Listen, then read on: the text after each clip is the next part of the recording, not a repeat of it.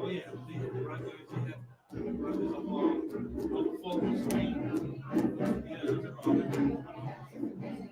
I was gonna say that we had two types of bullies. One's in here, plus in the nose. One that had plus in the nose. Yeah. Those were our bullies that we had.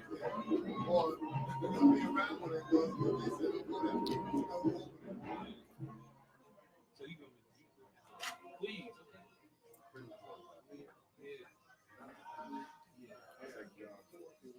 Yeah. You go high school? Boys and girls?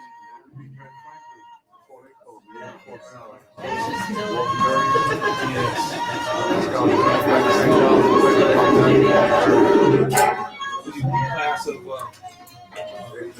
89. Nicole. We got a celebrity basketball game this week, so if you want to come and see me break some kids' ankles on Thursday at her place. Almost not Take it down to the ground.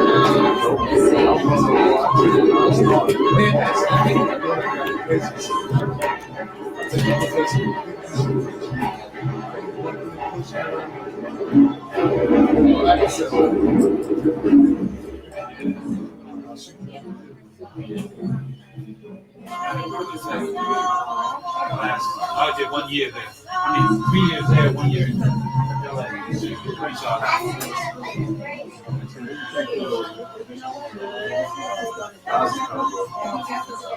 It wasn't cool. At that time, 77. It was worse, much worse than it is.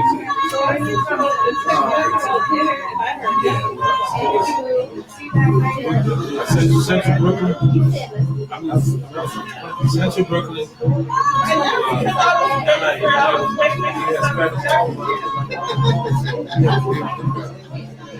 Well, the difference was, like, to me. No, I just think once you think I ghosted you, I was like, oh. We can find out what step on the guy's shoe. Yes, he was 70, 77. That's all he was doing. He put me on the court. Because it was like Chicago right now.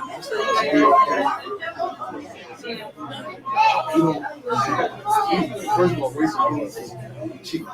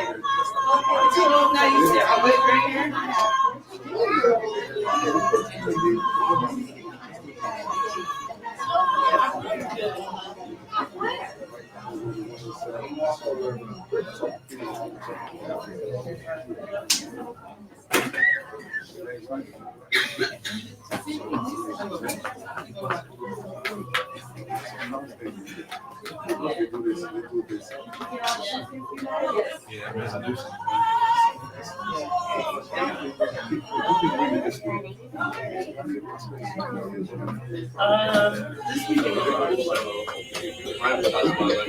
This weekend.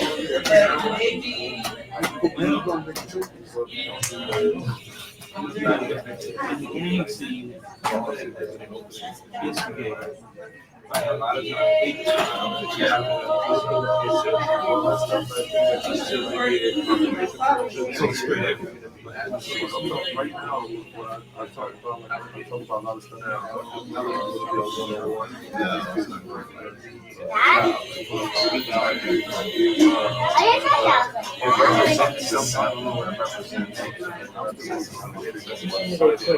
All these represent something.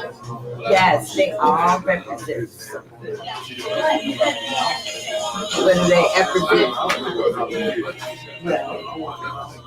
it all depends on where they come from. All of these represent certain There's like action.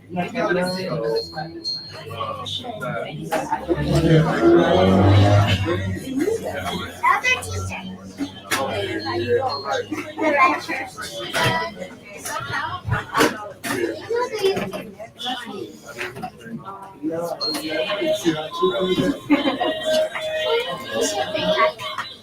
Who do you think?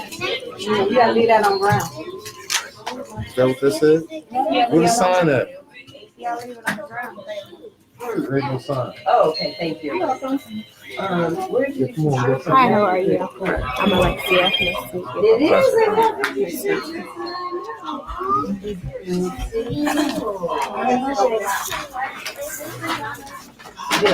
I sit in the middle because of what I got on. I don't want it to clash with what everybody else. You know, I don't want I don't want to blow the camera up, so I sit in the middle so everybody can.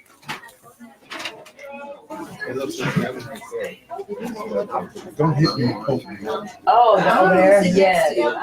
How about that? How you doing?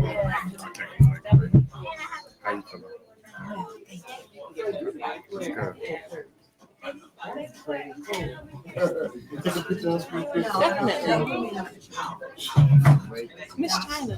I don't want to talk to you.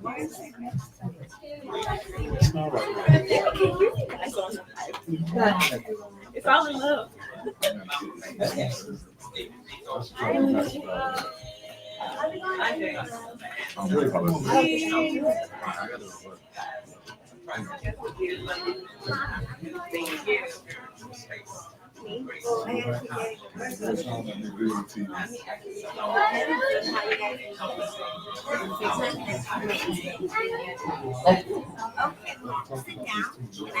This is not one of those you can turn to the side. It's not.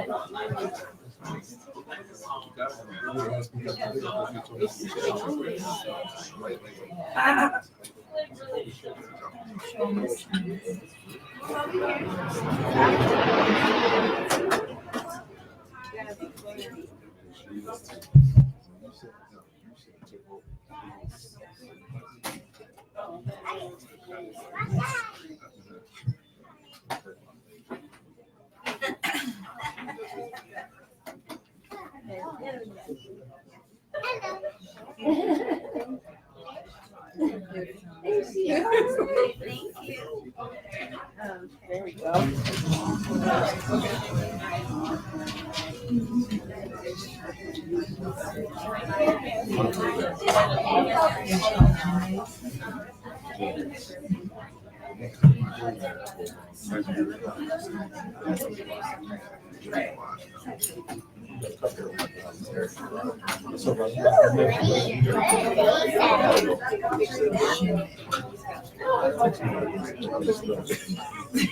Time to.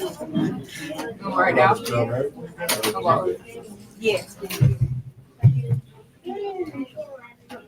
She's gonna take a picture. Can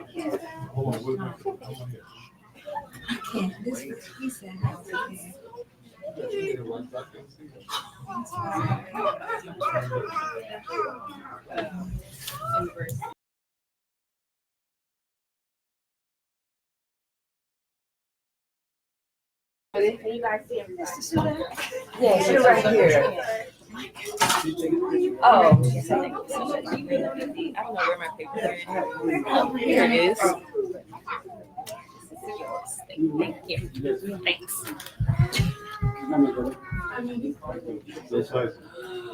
Who are you? Yes. Your Majesty. Your Majesty. Your Majesty. How you doing, my brother? Thanks. Oh, Suda. Coming through. Killing the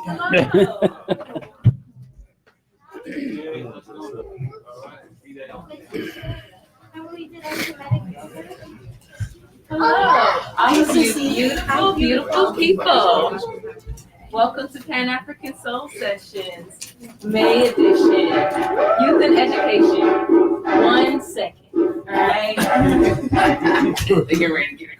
Right.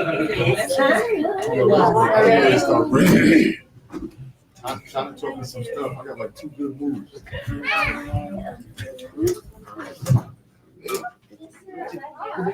Thank you. All right, for those of you who it's your first time here, I'd like to give you a brief introduction of exactly what we're doing today. Every other month, on the third Friday of the month, we have Pan-African Soul Sessions.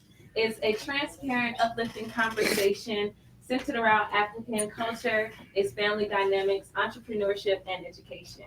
So I'm happy that you're here to learn a bit and to share what you have and to learn what our amazing panelists have to bring to us today. So give yourselves a round of applause for showing up. My name is Dre. Well, Dre Sher Whitfield. I go by Dre, so if you see me, you can call me Dre, you call me Dre Sher, totally up to you. I'll answer to either one. Before we get started, I'm going to have Ifayomi come forward to pour libations to the ancestors. And so if you're not familiar with what this means or this type of paying of homage to our ancestors, it is a way for us to connect directly with the people that have made the way for us to be here today. And that's whether you're from the motherland and came over here by boat or ship or by plane or however, we're honoring all of our ancestors before we get started any further. So we'll have Ifayomi come forward with that. Hi, everyone. Most of you all know me. Some of you all just met me today, but welcome. I am a team member with Dresher. We work here through Africa Love for the African Village, which is a nonprofit organization here in Las Vegas. And we put on a series of events where we bring Africa to you. So whether you are familiar with your African heritage, you're not familiar with your African heritage, a lot of what we do, you'll find something that you can connect with. Today, it is Pan-African Soul Sessions. As Dre Sher said, this is something that we do bi-monthly, so we're happy to have all of you all here. We're in Africa Love store. We're around all of these beautiful African clothes, fabrics, relics, purses, etc. As Dre Sher said, we're going to pour libations because all of us basically are just reincarnated ancestors, which means that we stand on the backs of those that came before us. So we should always be paying homage to our ancestors in everything that we do. And I am a ancestral Yoruba priestess. Don't know if you all know what that is. If you don't, you can ask me about it later. And so as such, I am going to go ahead and pour libation. The beginning of what I'm going to say is going to be in the Yoruba language, okay? I would be more than happy to translate it for you if you want to know what I'm saying. But we have spirits all around us all the time. They're here right now, okay? Whether you, they follow, especially in here, okay? And so they speak and understand many, many, many different languages, okay? So I'm going to pour libation. For those of you who just came in, come on in, find a seat for yourselves. I'm going to pour libations for the ancestors. And like I said, if you have questions about this, afterwards, feel free to ask, all right? Okay. Let's take a moment of silence for the ancestors.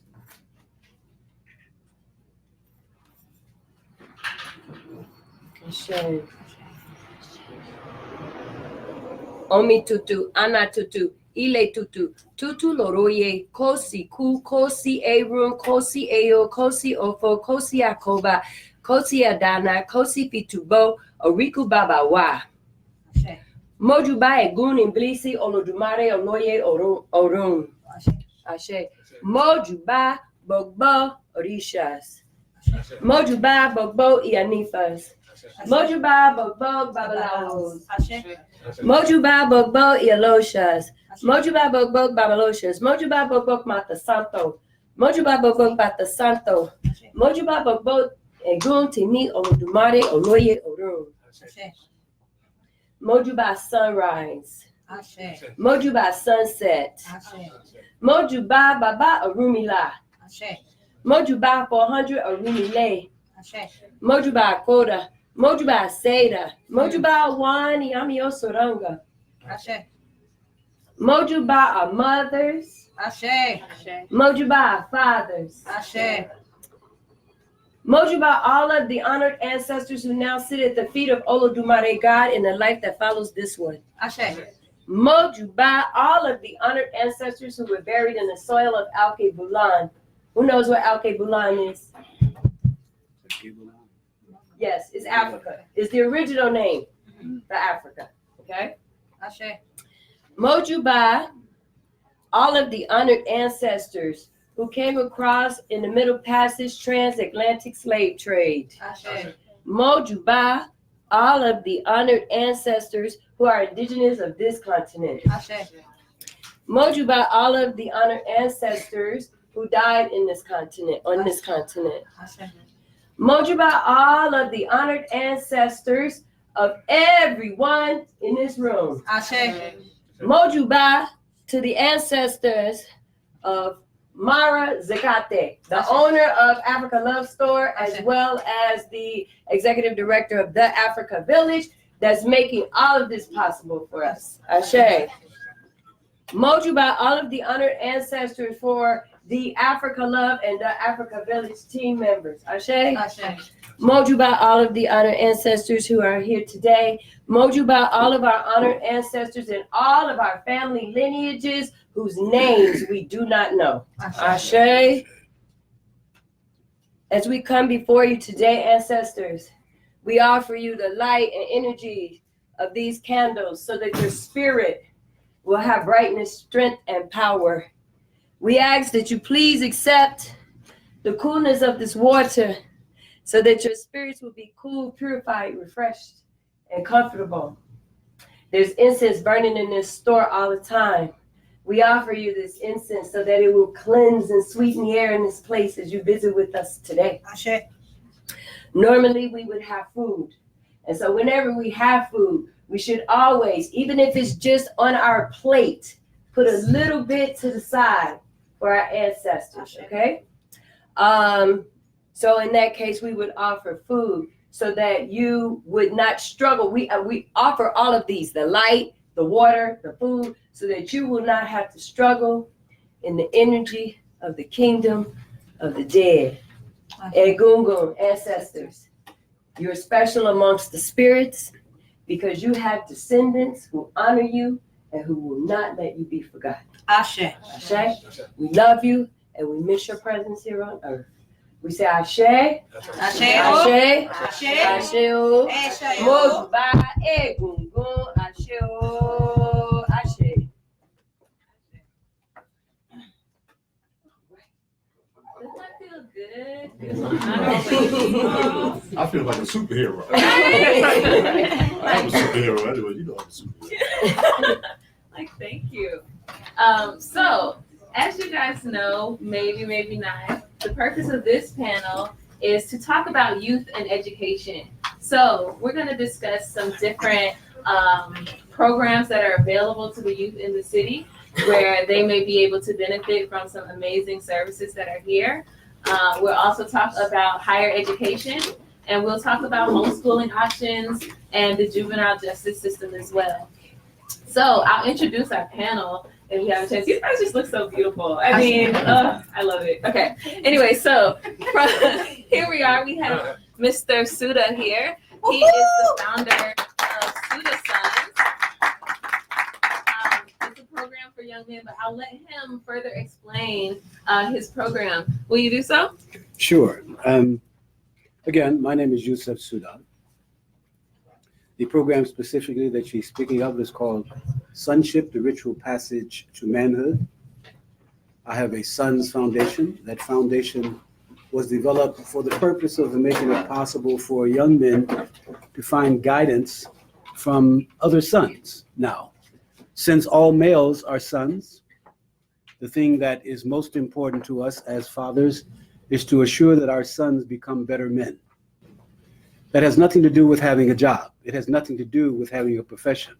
It has something to do with developing the character of our sons so that they will understand the value of their fathers in relationship to their mothers. My view is there's no such thing as a single parent family. If we do not have fathers, we do not have families. In order for sons to learn to become better men, they must have fathers so that they themselves can become better fathers. We love our sisters. And I say to you, as I look out into the audience here, nothing is more profoundly beautiful than to see our women who have had to accept a great deal of the mantle of making sure that our sons grow up. Though we love you so much, we know that you do not have the capability of raising men. Ashe. We need fathers to have men. We need good fathers who have been good sons to produce future fathers, so that the grandfathers who were sons of their fathers can produce other sons and other men. Now, that being said, what I stress in sonship, the ritual passage to manhood, is simply 5 basic principles, and that is ethics, integrity, honor, responsibility, and accountability. If that is done, then we have the remnants of what makes it possible for boys to become men. I know a lot of 65-year-old boys. Becoming a man has nothing to do with age. It has something to do with the character that the individual has as a representative of his ability to keep his word, to honor his responsibility in relationship to his mate, to have the qualities, skills, and capabilities of communicating with his mate to resolve those difficulties that oftentimes causes us to go in separate directions. We cannot afford that. We must have the courage as men to endure the misunderstanding that can and does happen between human beings, and certainly does happen between males and females. And we must minimize that happening between husbands and wives. We need fathers for daughters to have images so that they will know how to select a mate. We need fathers for boys so that they can become good sons, so they produce and have good fathers. I can say more, but hopefully you get an idea of that which I do. I've been doing it for quite a while. I have 9 sons, 2 daughters. All of my sons are not my biological sons, but they are my sons. And I make no exception, neither do I allow them among themselves to make any exceptions to their brothers and or sisters. As I sit on the panel, any questions that you feel that you would like to ask me, certainly I'm more than happy to answer. Ashe, Thank Elder. Come on through, Elder. Get ready to go down. It's going down. It's going down. Shooters in the building. Okay. Next we have Mr. Andre Ashley. I feel like I always pronounce your name wrong in my head. So could you please pronounce your name for everyone? Before you introduce yourself, I will let you all know he's an educator, a speaker, and he is here to talk about some higher education and some other awesome things as well. So please introduce yourself. Yes, so my name is Andre Ashley Tarvin Powles, hyphenated first names. I was a twin. My twin passed. I have my sister's name. Ashe. It's not preferable per se for me to talk about myself at great length, but in short, because while I was asked to be here, I've been in education for about 13 years now. Working with nonprofits in Los Angeles, which is where I was born. Moving to New Orleans, working with schools in New Orleans. Worked at a school in Houston. Been living in Vegas more or less since 2012. I've worked internationally with schools, education program students around the world. I currently am an instructor at UNLV, a master's level course in multicultural education. I do also teach AP US History at a high school on the East Side and philosophy. You better come first. All right. Right now. Okay. the one and only The Miss mayor. China Hudson. She will introduce herself because I just do you, Miss China. We ain't gonna be here all day. I'm Right. telling you. It's not a friction over here. He said 40 minutes. He said quick. Peace, family. My name is China. I've been in Las Vegas for almost 20 years. I was blessed to be one of the co-founders of Girls African Rites of Passage program. The program has just celebrated our 15th year in this past December.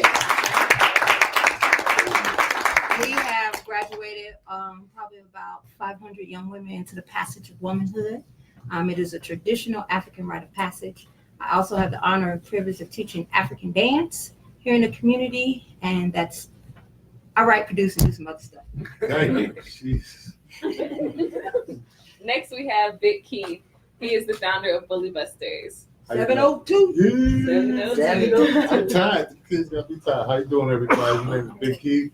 I've been out here a long time. 93. Thank you, China. 93, y'all. I've been out here. I did a lot of entertainment, doing a lot of tours. I did a lot of stuff with Jay-Z, things like that. I don't want to talk about that stuff. I just had to squeeze that thing. But I created Bully Busters, created about 10 years ago. Right now, we got about 280 kids in the network. So pretty much we created the app. We created 24-hour hotline, the one that they just started at the school, Safe Voice, pretty much. I created this 5 years ago where somebody actually picks up the phone 24 hours. They have a 24-hour app with a record button in it. So my life for the last 15 years has been prevention, because I lost a good friend coming up. So it just brought back some stuff. And now I'm going in school. We got the first Bully Buster office in the school. Come on. All right. Yeah. We got cartoons. Yeah. Okay. Can I get to the cartoons? It's my time to talk. We got cartoons, we got stuff, and there's China's in the cartoon. We have kids, and pretty much it's just getting them all together. It's, conflict resolution, TV. Then we have the first radio station in the school. So I'm excited. It's starting to pick up, and what it is now is just communication, you guys. I know I'm looking all cool right now, but I can't wait to take this stuff off because you can't come and talk to kids in a suit. So you got to be you. So with that, I get to go around and go in places where some people are scared to go. And now we get kids to communicate instead of putting their hands on each other. So I'm excited.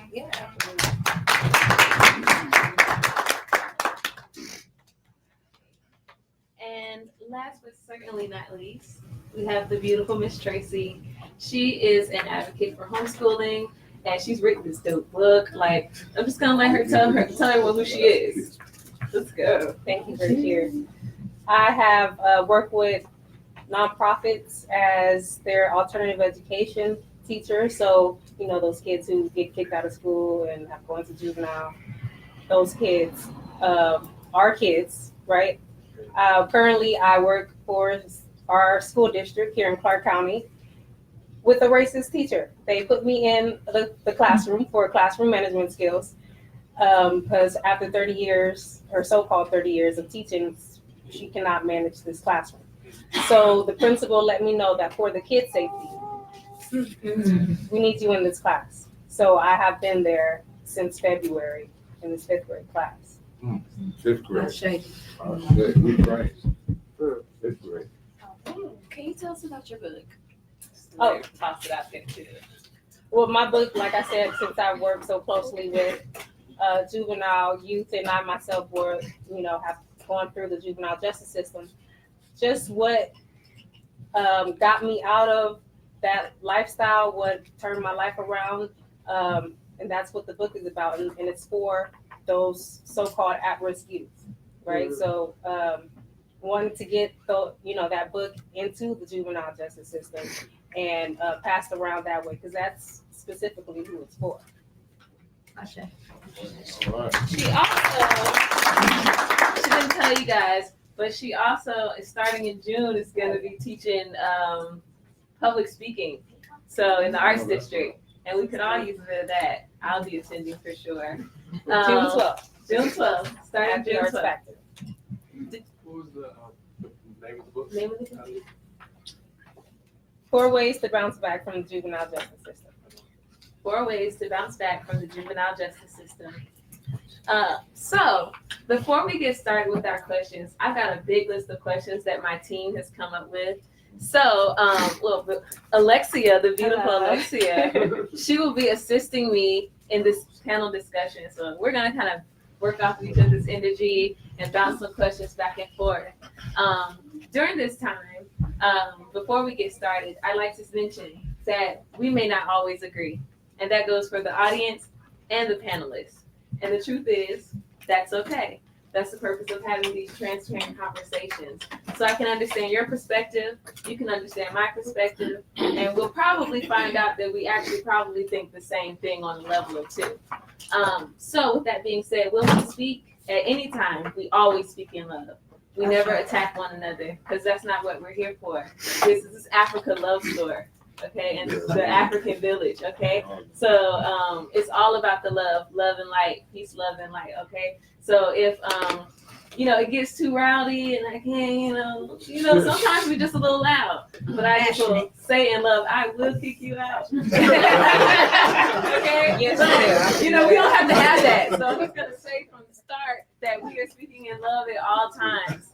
And if we don't agree, it's okay. It's actually fine. Okay. That somebody doesn't agree with you. Okay?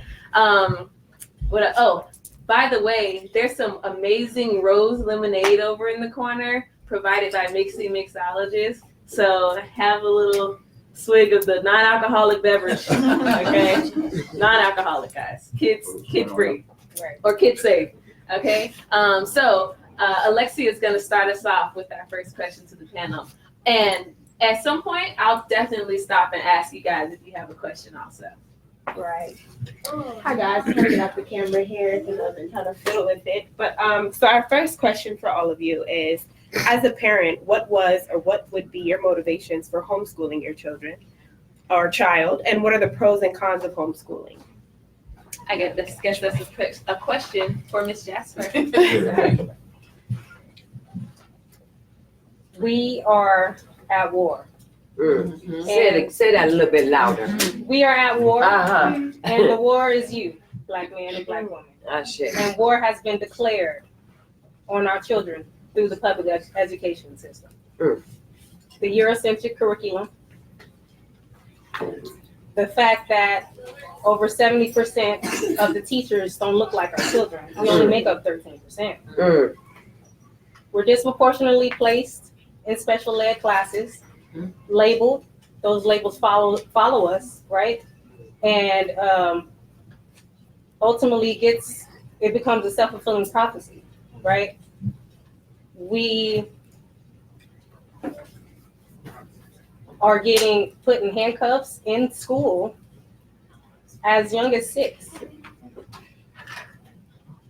And finally, I never thought that I'd be that parent to homeschool.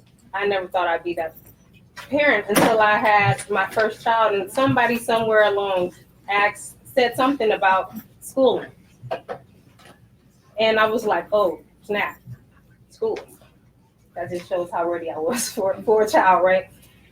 And I thought of my experience in school, and I was teaching at schools at the time. And I just thought to myself, I have to do whatever I can do to make sure that she is not caught up in this public education system. So I've been on that journey ever since. My daughter is 3, so I've been looking into it and planning ever since and implementing things at home. And I'll continue to do so at all costs. And I want to, you'll be able to notice that I am trying to persuade the rest of my Black family to homeschool their children as well. And not just homeschool, but seeking alternative routes to education. I agree. Yeah. Yeah. So can I ask her a question? Absolutely. So with that being said, I am an advocate for homeschooling.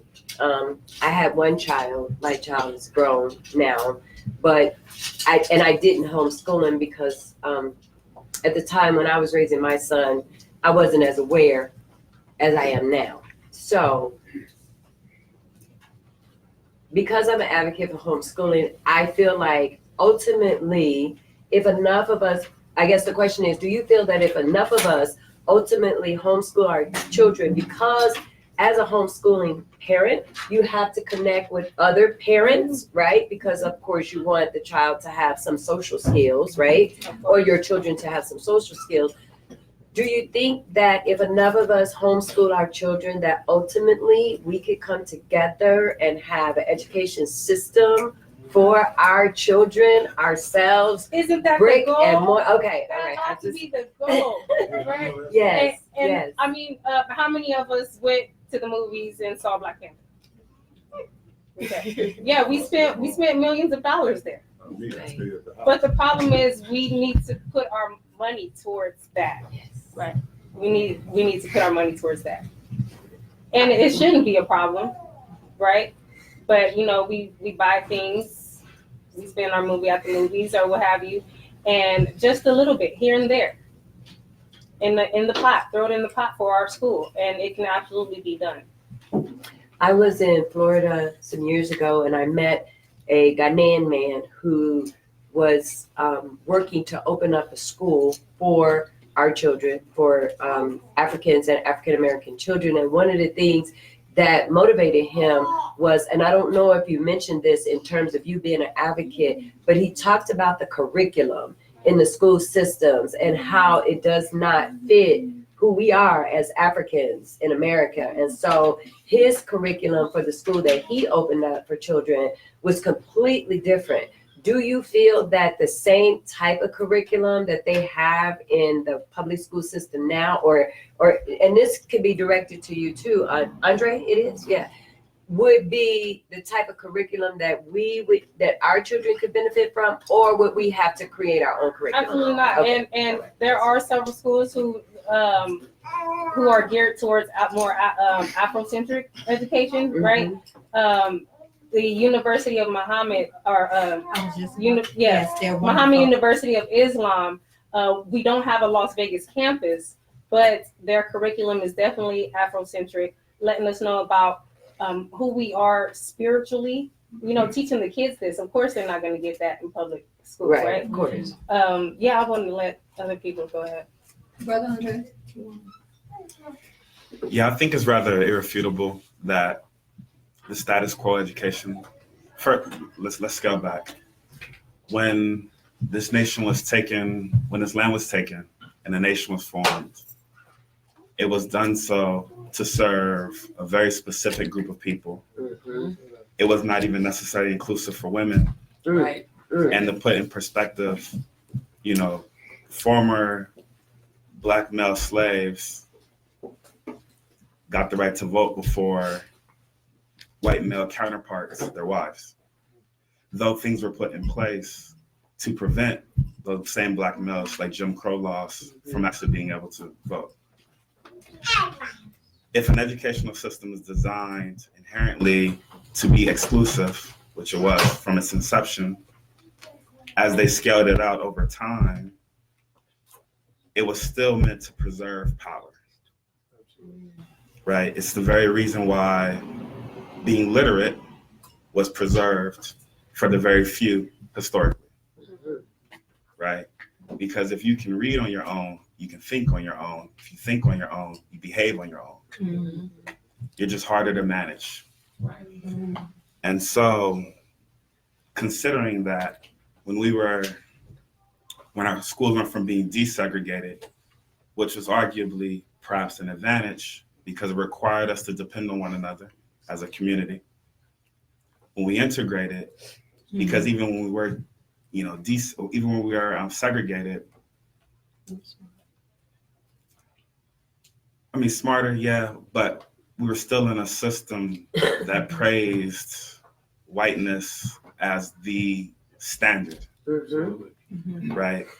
And when we integrated, that standard, that measurement, those bars that were not necessarily for us, now became our definition of were we on par or not. So now we're competing in a different sport, so to speak. And so as time passed on, there was that realization that the educational system was not designed to include us, though we were now included. I would also say though, and this is why, I'm an uncle of 4, that homeschooling is actually it's a little bigger than homeschooling in a way, because the principles that come out of homeschooling are really the principles that should be applied to education as a whole. So it goes back to the question of, well, what is the role of education in our society? One angle, you could discuss it from a power point of view, but if you think about it from a human development point of view, it is to help you understand yourself and the world around you. As people of color, as Africans, as African Americans in this country, that education has to extend beyond the school itself. Because any incredible education is holistic and well-rounded. And I think that we've fallen short as a community when we drop our kids off at school and we think that's where it begins and ends. Yes. And so I actually, in that respect, do not fault the system, but rather those of us who know better that perpetuate it. Beautiful. With that being said, did you have a question? You said you want to move on because I had a comment and a question. So I'll be quick. You're moving on. I have, as you guys see, 3 children, and I find it really difficult to find solutions because they are going to like charter schools here in Las Vegas, and we have lots of issues with that. But I don't have a, I guess the word is like where do I find the right curriculum? So my husband and I, we have been working on developing an LMS because he's a tech guy. LMS is a learning management system, like an app where you can. So we've been building it so we can create a alternative and put all of our curriculums in one location that we would all have access to. It would be like a subscription base. I don't know, $30 to $60 a month, and you would have access to all of these different curriculums. And so it would also include like comedic yoga and all of these different things that would we would have access to, not just for school age children, but even for us. You know what I mean? Yes. So if anybody has curriculums that they're using that are working, I'd love to get your information and kind of collaborate with everyone who is successfully doing it, because I have not personally been able to homeschool my kids, even though I know it's the best option. It's just not feasible because I don't have something that rolls everything out for me of what they need to learn, So I'm not an educator, and I was homeschooled when I was younger, and my experience personally was very negative. It was not a good option. My dad's very, have activist parents, so I was in LA and I was being homeschooled, and it was a horrible experience. And so I, have these weird energies about it. Mm-hmm. Yeah. So, anyways, that's all. Yes. Words matter. Our understanding of their source, their value matters. Homeschooling may or may not be perhaps the focus of that which we might consider to be an all in all. In order to have superb homeschooling, we need superb families that have enough information in order to school those persons whom they have responsibility for. It's true. If you go into a house and there are no books, we have a problem. Okay? What we perhaps need to embrace and have a basic understanding of is that we speak a foreign language. Yes, we do. We speak a foreign language. Let me tell you why that's important from my viewpoint. Every Englishman here, raise your hand. Please. Now, so far, I don't see any hands raised. That's because we speak a language that's not our own. English is attached to a land that's called England. Yet the language that we speak is English, and there's not an Englishman in the room. That poses a very specific problem. That means that our indoctrination, our training, has been foreign, and we've embraced that foreign attitude as if somehow it is our own. That is not the case at all.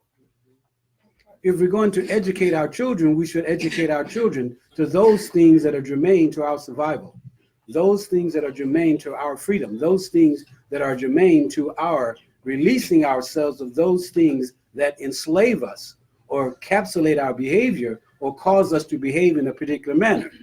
The manner that we behave with each other, needless to say, is not the best for a variety of reasons, because we have not been trained to do those things that are in our interests. Now, if we're going to homeschool our children, we must have a home that has the capability of schooling. That's essential. We have fathers who have the capability of educating sons. We have mothers that have the capability of educating sons and mothers and husbands and wives. It becomes important for us to recognize that if there's any infusion in our lives that prevents us from being the quality of people that we wish to be, then something we need to examine. If we're utilizing a language that's foreign to our success, then we need to examine the language and thereby find ways to create those things that are more meaningful to us, to free us of those things that we habitually do that are not pro-survival. We live in a city. This city says it's okay. Prostitution, drinking, gambling, now smoking pot.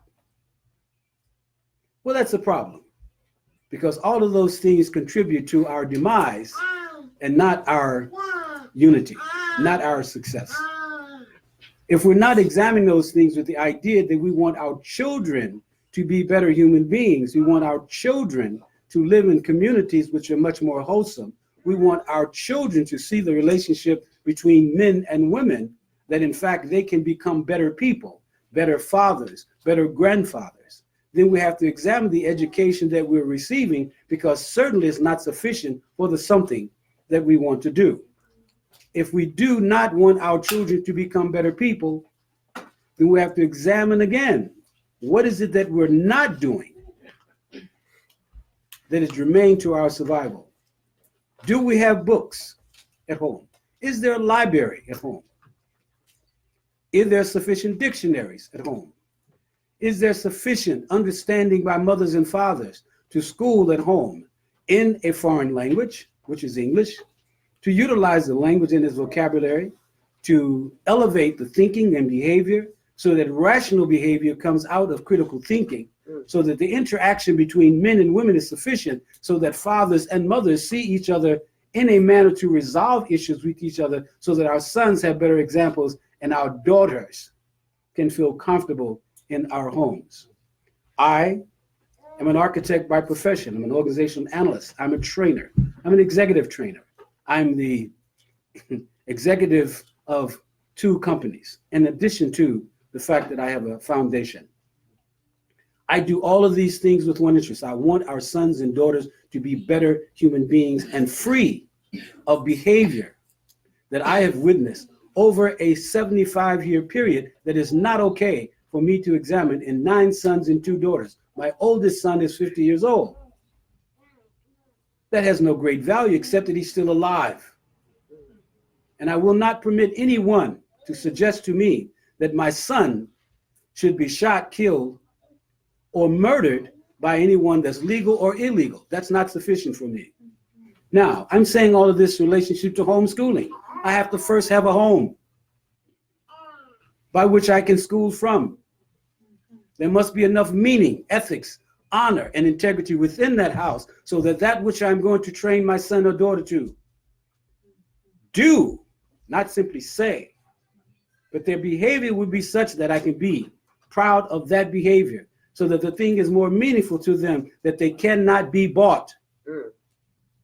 Because if you have a price, someone will pay it to control you.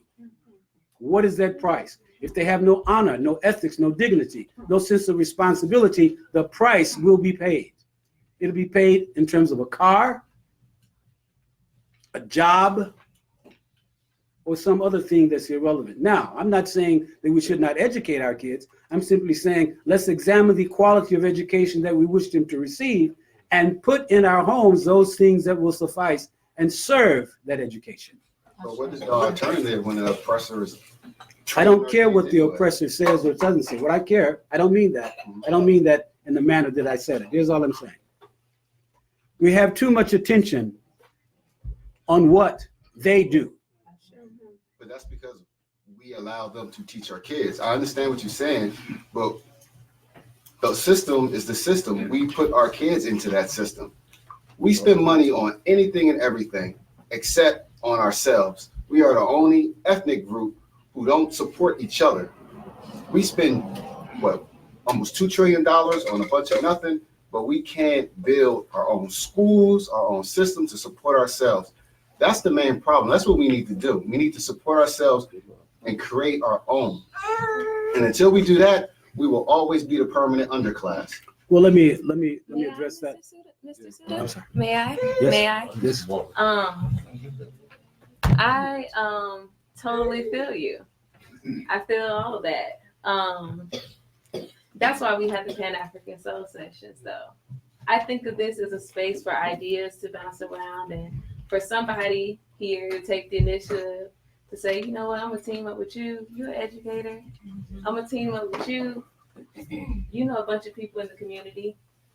I'm gonna team up with y'all because y'all got this app coming out. You know, we can always talk about what they did. We can always talk about the issue, but until we understand and realize that it's totally within ourselves.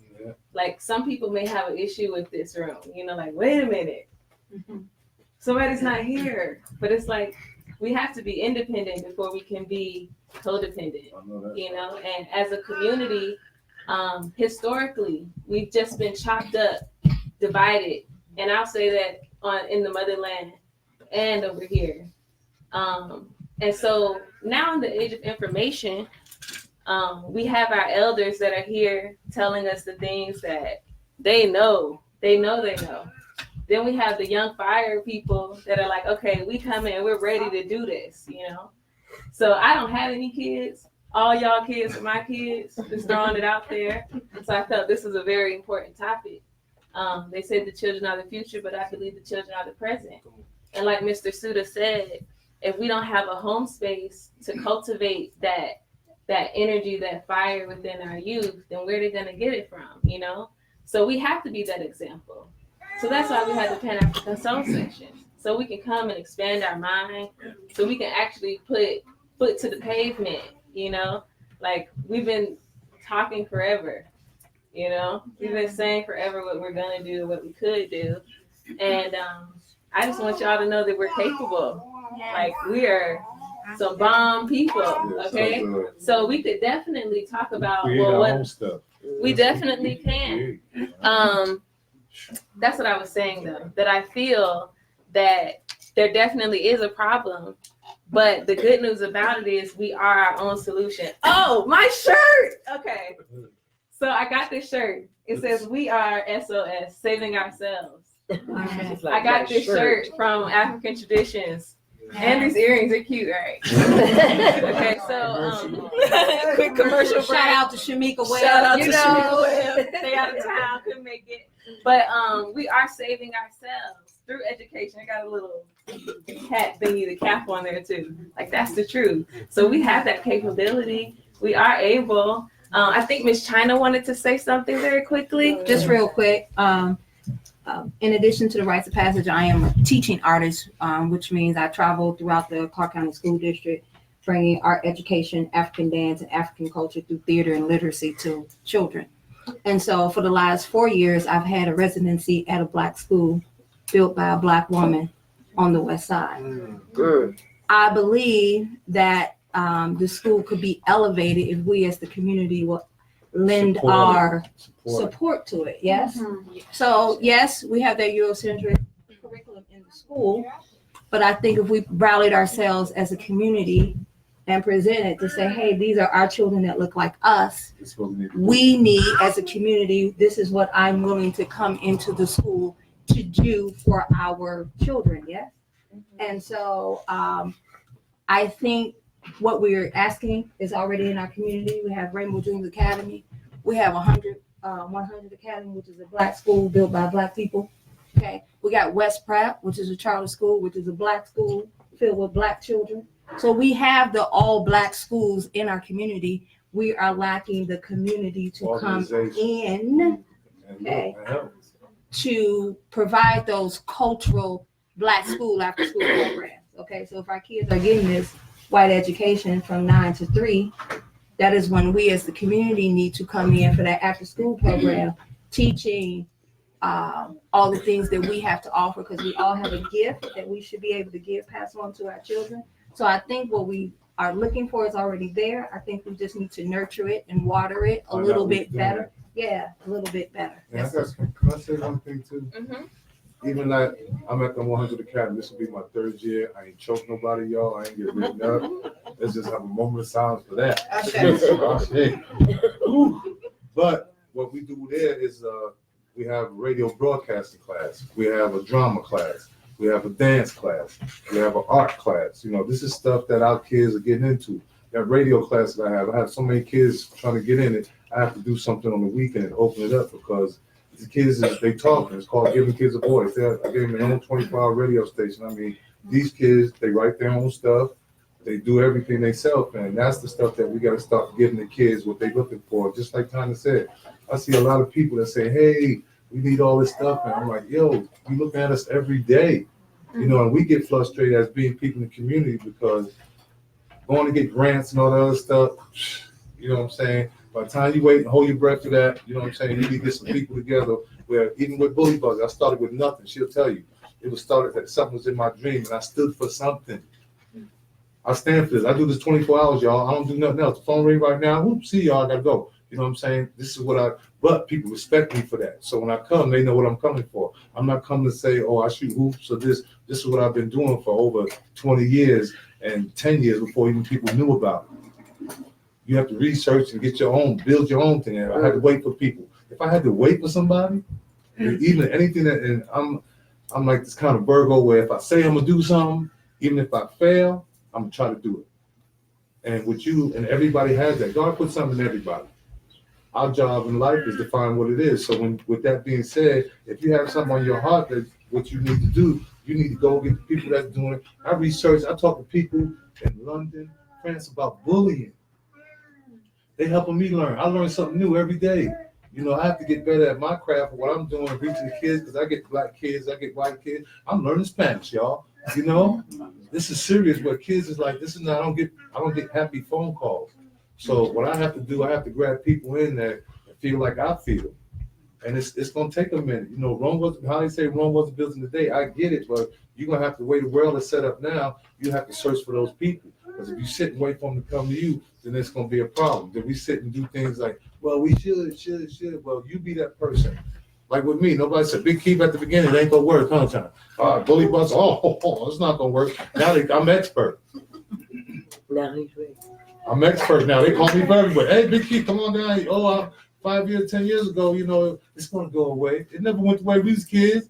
I couldn't go around on 4th Street. Mama said, don't go over there, because you know the bad boys over there, and they beat you up. Go around down the block over there. You know, it wasn't no video cameras and none of that. So what we got to do is pull together, find out what means something to you that you support, and reach out and do something about it. Oh, okay. Thanks a lot. I had a question for the panel. Do you mind a moment? Sure. Because I would like to speak to you and really any other parent. I understand the urgency. Like, honestly, right? Keep that. And so it makes absolute sense why there's frustration. Because especially when you have kids and you're looking at them, struggle.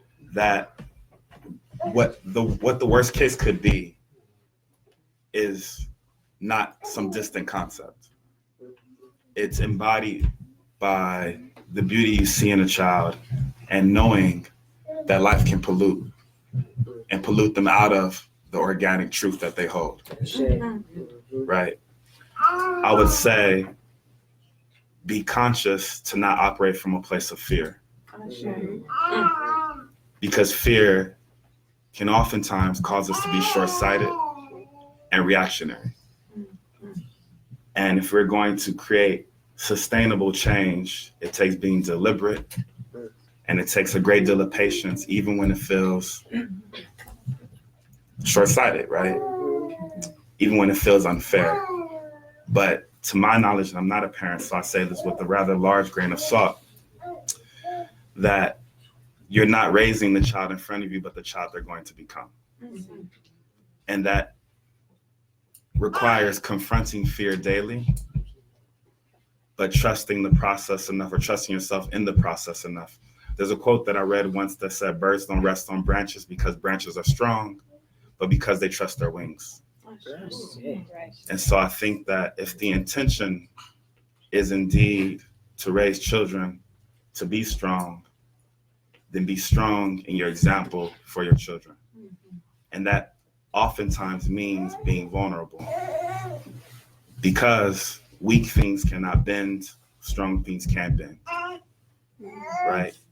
And so I would just say, be deliberate.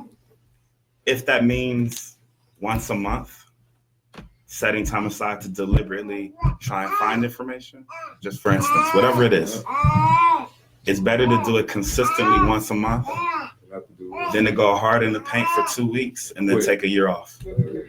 You know, a doctor will tell you, like my wife is in medical school, she'll tell you that it's better to go to the gym twice a week consistently for 20 minutes than it is to go an hour this week, but then takes 2 weeks off.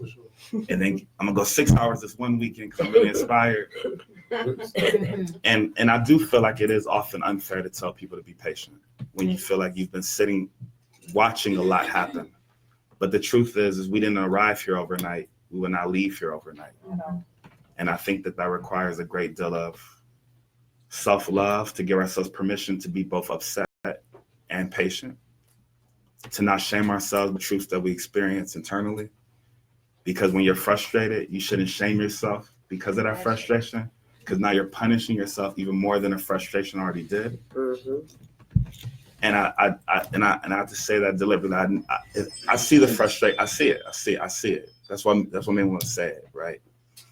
But anybody who's gardened before, tell you that the process is, it's about consistency. Well, I gotta go to work, but I do a lot with my kids. I educate them. There's a lot. I have a lot of different programs that they use. But for boys, this is the problem. I mean, it's starting. They're doing it with little girls now too. But the number one thing that they're doing to our kids is destroying their self-confidence. Yes. And they're doing it by the third grade. So once in the system, regardless if we have our own schools, if it's still under a European system, they're still being taught to self-hate, to not love themselves, so it doesn't matter. That's what I'm saying. Having a school and all that stuff, and doing something once a month, we need our own system, and that's what I'm saying. I'm not discounting that curriculum. I do think it's a bit reductive to say it doesn't matter, because I'm not saying it in that sense. I'm saying, but it's. Yeah, I know what you mean. It's like how do you the momentum of the system. Yeah. It's like the little walkways in the airport, and like moving this way. The system is meant to. So even if you do nothing, you're still moving in that direction. The system pushing you. Yeah, no, I absolutely understand that. I'd imagine that you would agree with this notion. If you think about education as the collective set of experiences, then it's important to have the village, because the village plays.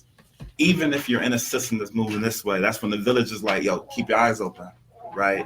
You're moving that way, but be conscious, right? Hold on, I'm gonna pull you off real quick. I know that the system, I know I gotta put you back on the belt, but let me holler at you real quick, because you need to know. And and I think that, and this is also an unfair thing, right? If you don't have a village, then you are carrying all of that. And I think you have to be deliberate to create the village. But I think that this space is an example of where you can begin creating that. Thank you. I just had a quick question. I've been here in the Las Vegas area. I've seen it change from when I got here, it was a horrible desegregation fight where they were squeezing all the kids on the west side in the 80s and in the 70s to stop them from getting into this white district that's surrounding. The white district is gone. It is gone. In my opinion, I think we are facing a demographic change, a major demographic change. For example, white people, only 20% of the California population, and going down. These neighborhoods, school districts are going to be your district. They're just not going to be there. So I think we need to have a vision, or are we embracing that? That's what I'm saying. The demographic change is here. It's going down. The browning of America is here. It's already brown. And they feel they've lost the West Coast. They'll never get it back. They're not going to gerrymander. They're not going to gentrify the area. They don't have the people to do it. So these neighborhoods are going to be our neighborhoods. There are children in these neighborhoods. I was just wondering if we are embracing that notion, or is this something that even it has a bearing on what we're talking about? May I answer that? A piece of that, I think, from what I can understand. I think that it is a beautiful thing that we are noticing our occupancy of space. You know, it's like, actually, you hear all your life, you guys are the minority. You know, you're the minority. It's not that many of you, you know? And we hear that all the time, and we've heard it coming up all the time. And I feel that, let me see, that's like September when we do economics. It's a great conversation for us to discuss, okay, we can live on the block, but how are we gonna buy the block? So it's really ours, you know? Like, so we don't have to worry about somebody coming in and kicking us out, you know, because, you know, and that's the truth, that it's pretty much ours, you know? But then if we don't really own the block, you know, you got the gang saying it's my street, but it's like, it's really not. It's really not your street, my friend, you know? So once again, with things like the African Village or Pan-African Soul Sessions, creating that village that we need to put us in that position, because it's chestnut checkers now at this point. It's like, okay, I live here, my grandma lived here, my great-grandma lived here, all my kids live here. They hate the school, you know, they're not treated fair. Like, I don't know if y'all heard about that kid that was like on Instagram, like saying those threats about the niggers. Arborview High School. Arborview High School, yeah. And have they really done anything? No, right? So it's like we could sit and be disgruntled about it, like they didn't do nothing. It's like, well, it's not really for them to do because they don't care. You know, so it's like for us to decide that, you know, and for us to take those steps and say, okay, like I said, okay, you got some bread and you got some bread, collective economics. That's what Chinatown is, you know. Everybody put their money in the pot. We support that business no matter what. You know, Mix and Mixologist is here. If y'all need a bartender, you call Mix and Mixologist, okay? That's how we support one another. That's how we build that village. Because honestly, we can say that we don't have the fathers and we don't have the mothers together. You know, we got to start where we are and also. So we have to be the village. That's the only way we're going to push the youth and propel them into the direction that they should go in.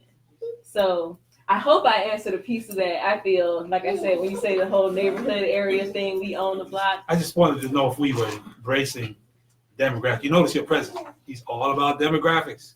Who? Your president. Your president. No. He's all about demographics. No, they are president.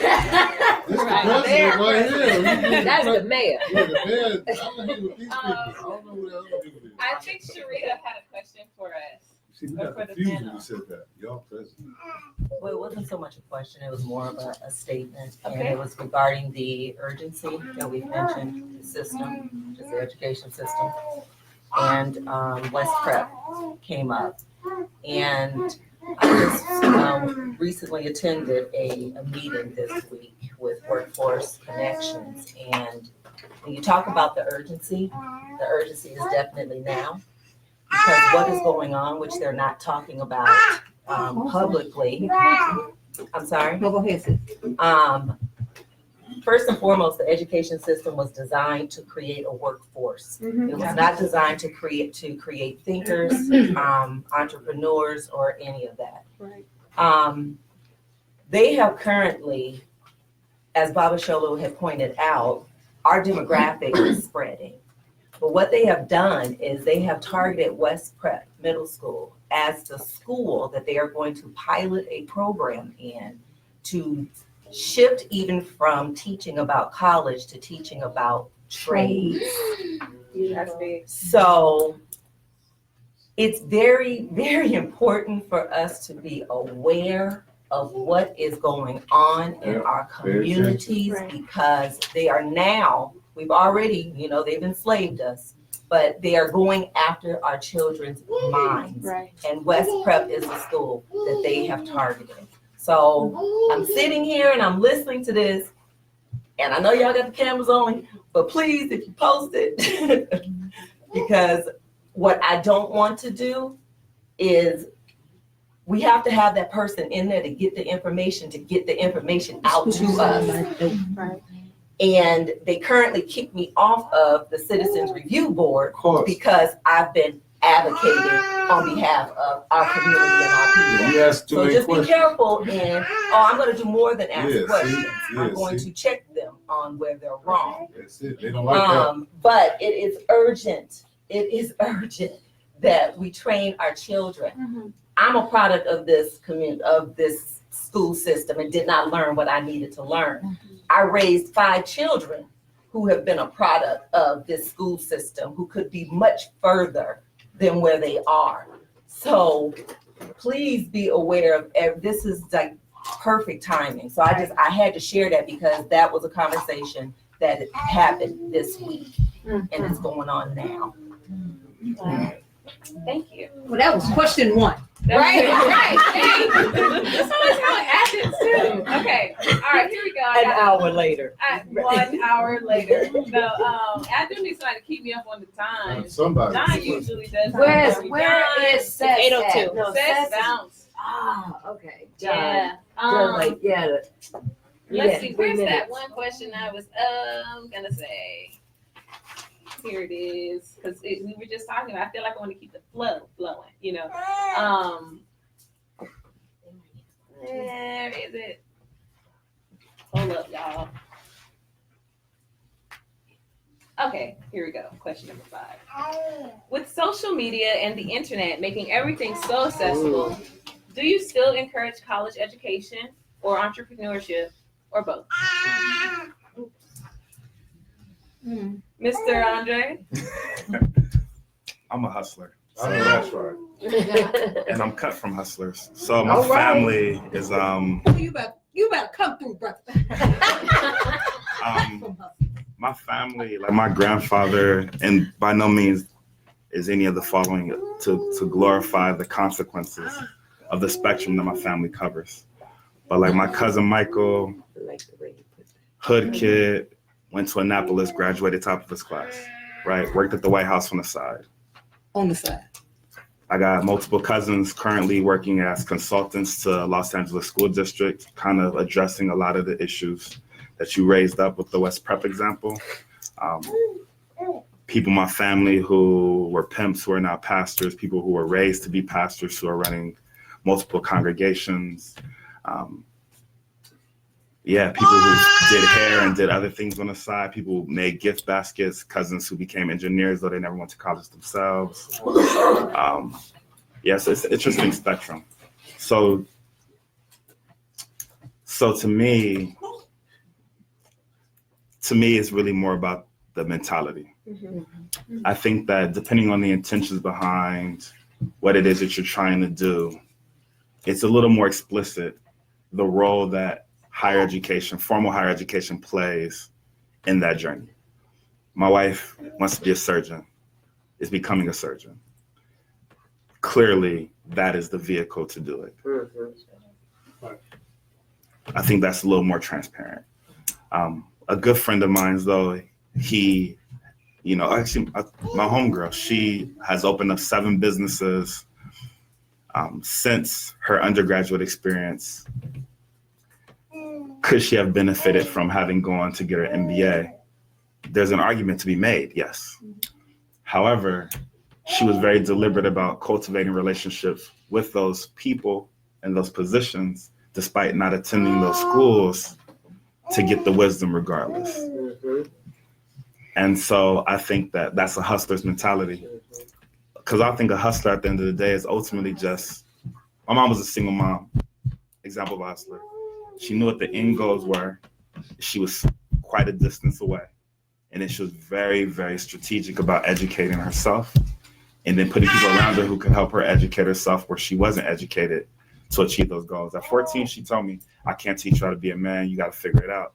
But then at the same time, she went around my neighborhood to all of the OGs essentially and said, yo, I need you to look out for my son. She reached out to the men in my family who were of good example and said, I need you to be around a little bit more, right? Where she could not, she made sure she got the information or got me the information. I think, higher education itself is not the end goal. We play ourselves every time. We think that if I just get there, I'll be good. You got to get there and then work it. It's the vehicle. So if I need to get from Vegas to LA, I'm going to consider how much time do I have. I'm going to consider my resources. But ultimately, if I'm walking, taking the bus, taking the train or the plane, let me not get caught up in the medium. Let me make sure I get there. And higher education is the medium for many opportunities, I think irrefutably. Yeah. Anyone else on the panel? I would like to say something. I think we need to really be mindful of what degrees we're even going after in the first place. Like, we cannot afford to waste our money, our time, and our energy to degrees that we will never use. And even the degrees that, are, we think that they are great things to go after. At the end of the day, Black people are going out of college, out of grad school in debt and not able to get hired for months and years at a time after they have graduated. So definitely, if we're talking about higher education and college, to really be mindful of what we're going to school for. I'm not necessarily I'm a product of a vocational high school out of Chicago. Okay. So I think my class was the last class that this school was a vocational high school. Then they shifted to a more academic. So I have a friend right now who did 15 years in Joliet State Prison in Illinois. And when he got out, because he went to Dunbar Vocational High School and spent 4 years in carpentry, he was able to get out and start his own carpentry business, right? Because we know that society is not going to necessarily hire a person that's been down for 15 years, but because he had that skill set to use his hands, trade school, right? He was able to do that.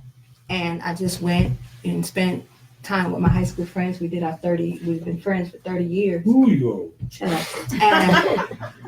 we went to high school, we walked in, that's a 30-year friendship. And each one of those young men who necessarily realized that college wasn't for them have their own businesses as plumbers, as carpenters, as auto mechanic. They have body shops. We had a barber school in our high school. So they have friends who have 5 and 6. Twix right here in the city has about 5 or 6 nail shops and barber schools.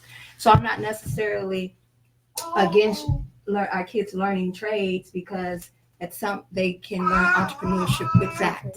So I think that is, my grandfather worked with his hands, brought his house, was able to educate my mother off his trade, right?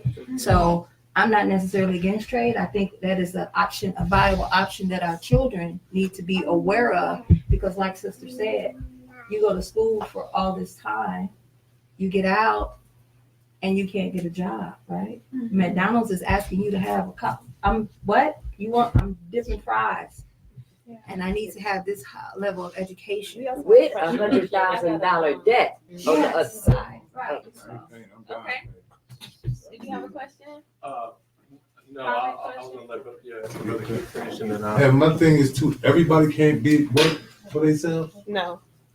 So some kids can do it, some kids can't. That's why there's a lot of bosses and there's a lot of people, and that's why leaders and bosses is different. But me, when I teach. Anybody that work with me, I do it already. I'm not trying to scream and holler. You have to teach people, and some people can't get it. And that's why they need that schooling to help them. Then you got people like some of us where we can create something. You know what I'm saying? And have that mindset where, hey, we're not going to stop. And some people don't get it. Just like we was talking about the gym and working out. 1 week, you're like, yay, I got a business. Then you go back to your job and go, yeah, well, just that check I get every 2 weeks. I know that money coming in. That's a hard decision. Especially when you got your own business. Everybody said, oh, Big Keith, how'd you start? I said, with a bad hip and stomach was hurting. But I had to get out. It wasn't like, oh, here's the money. First time I went out, I did a whole school for like a whole week. They gave me $50. So I had to get things that like, how to get some more money. So I had to create things where it was valuable and I had to go. If I'd stopped, I went back to a regular job. And like some people can get it, some people don't. You got to be very strong-minded and persistent on anything because every day you have to be going towards that dream. You can't just say, work today, this is where I'm at, then tomorrow you back at that job. I got a friend like that, got a great business, but that job has just got her where she's like, well, my bills. I said, well, you got this big thing right here. You know everybody. It's going to be rough for a minute, but she's so stuck in that. So, everybody got their own thing that they can do that they'll be successful in. I like to add to that, and the fact that you say that everybody can't be the entrepreneur. It's not really designed for that. Like we all can't be bosses, right? But it is important that if there is an entrepreneur, that the village supports the entrepreneur, and so therefore the entrepreneur can go and employ those people that have constantly supported that business. And so we've been taught, which is why I'm very happy that in July we're going to have our mental health panel to kind of undo some thoughts that we have been kind of fed that I don't know if they stuff worth that much. We don't question when we go to buy our Nikes or we go to the bar, or we go to a restaurant, and we go to Cheesecake Factory, we pay $13 for a piece of cheesecake. Almost slip on the floor. But if Pookie them selling pound cake, it's a problem. Pay $5. Right. So we can't be that way when it comes to us, and it's not our it's been designed that way for us, just historically based on our experiences, and I would say both in the motherland and over here, to not necessarily trust my brother or my sister with what they got going on. I just it don't look right. Or want half off. I want it. I get it. Just to make how much. Black owned doesn't mean discount. Right. And that's something that we got to remember as well when we decide we're going to support each other. Like we really supporting each other. I'm gonna pay for that because I would buy it for somebody else for the same price, or So that's hard. And really quick, entrepreneurs, they already know, they have the mindset that I have to create an opportunity for myself here, and trade that is a really good way that leads into entrepreneurship, and that's a good point that you made.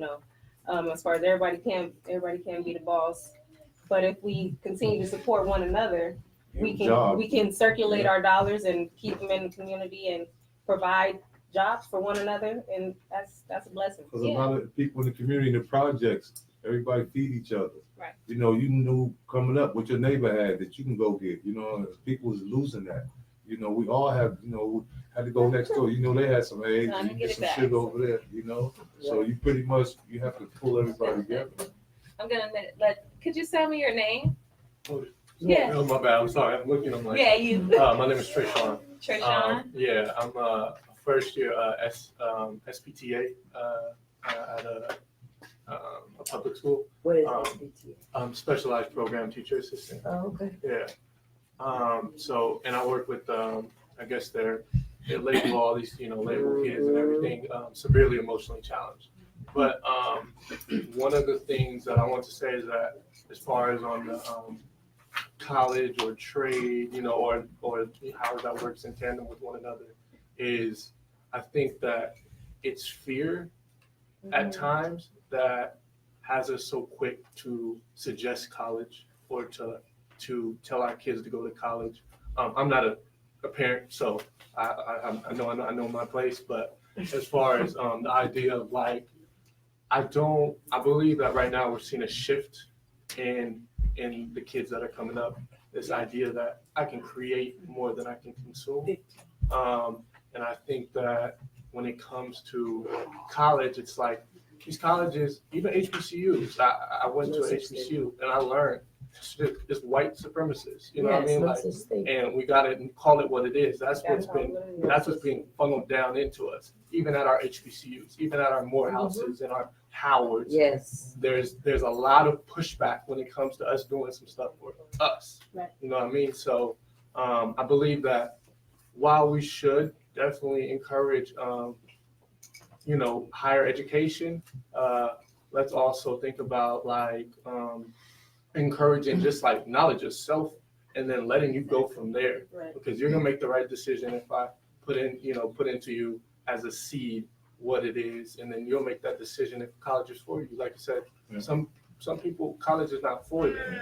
They have the mind of, I'm not gonna sit in this class and have somebody just sit and talk to me. Everything's on YouTube now. You know what I mean? Like YouTube University. And I'm not gonna discredit my experience at Virginia State because it was the first time. Virginia, my bad. Oh, right. Okay. That was my first time being educated by Black people that were in the movement and stuff like that. And I'm a community organizer, so it was profound experience to be able to be in there with them and talk to them about how they brought Stokely Carmichael onto campus, and and it was. I definitely would encourage people just to. Or young minds, just to, like you said, knowledge yourself, and then we'll go from there. Because we're gonna make the right decision. Our ancestors talked to us. You know what I mean? And we're gonna make the right decision. I do believe that we should push entrepreneurship and everything like that.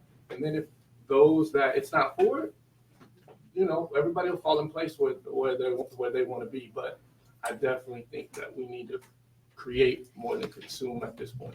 For sure. All right, before we go to the next question, Alexia is going to add, Let me add something to what the brother says, and I think there are some distinctions that might be useful. There's a difference between work and having a job.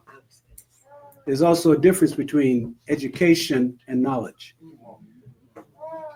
I think we've lost the idea that colleges ought to be providing knowledge. The degrees oftentimes have nothing to do with knowledge. They have something to do with education.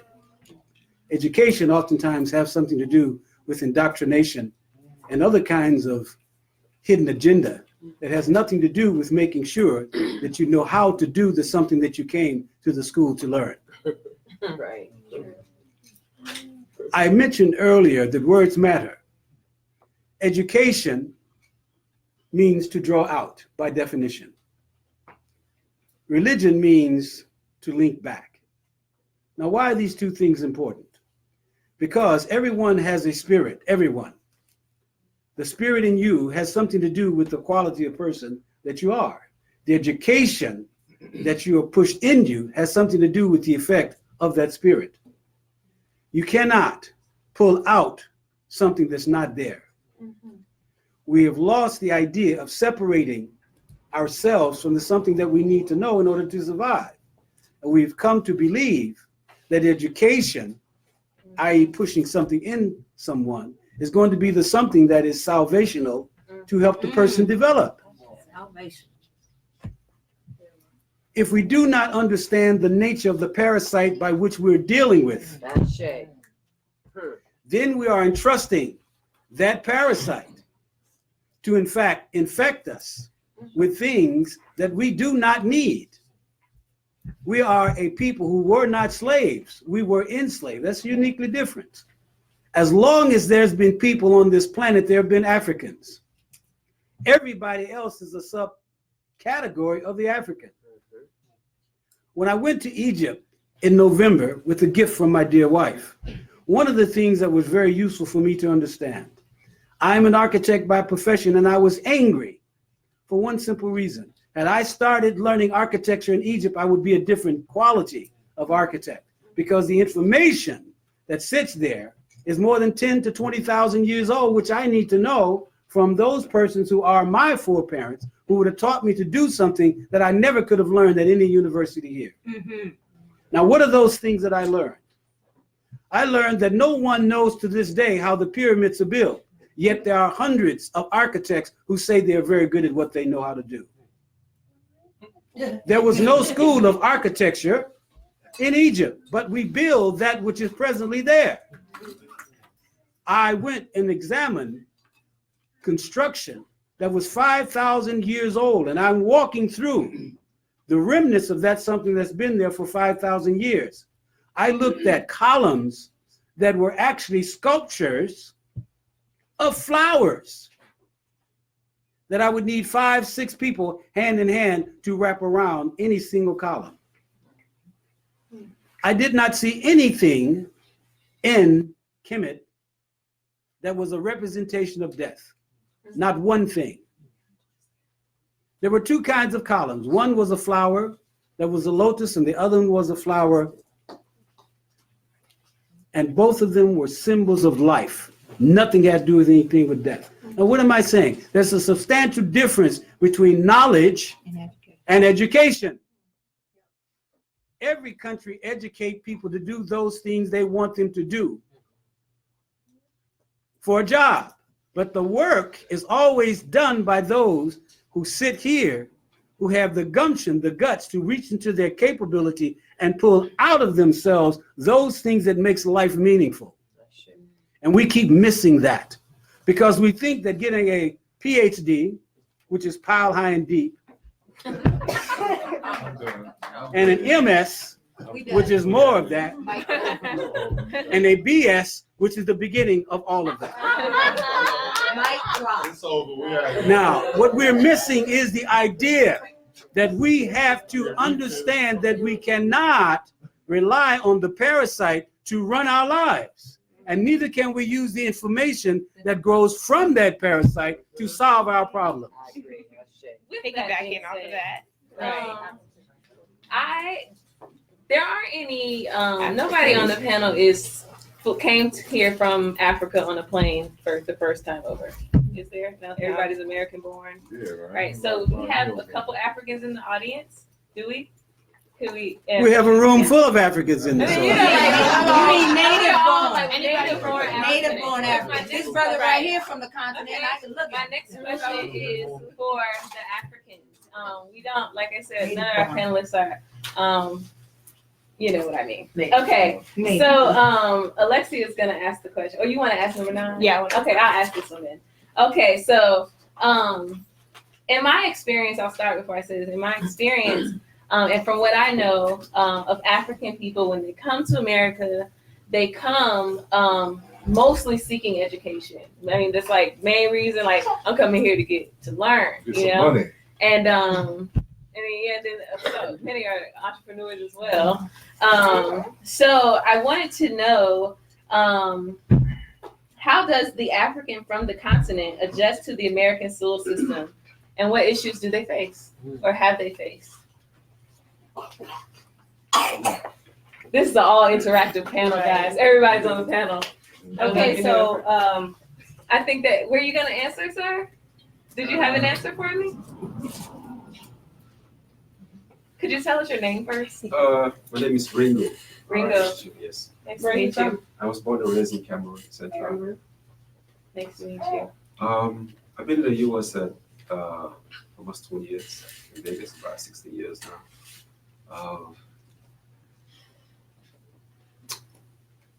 You see, when Africans come to the US, I want to make sure I understand the questions.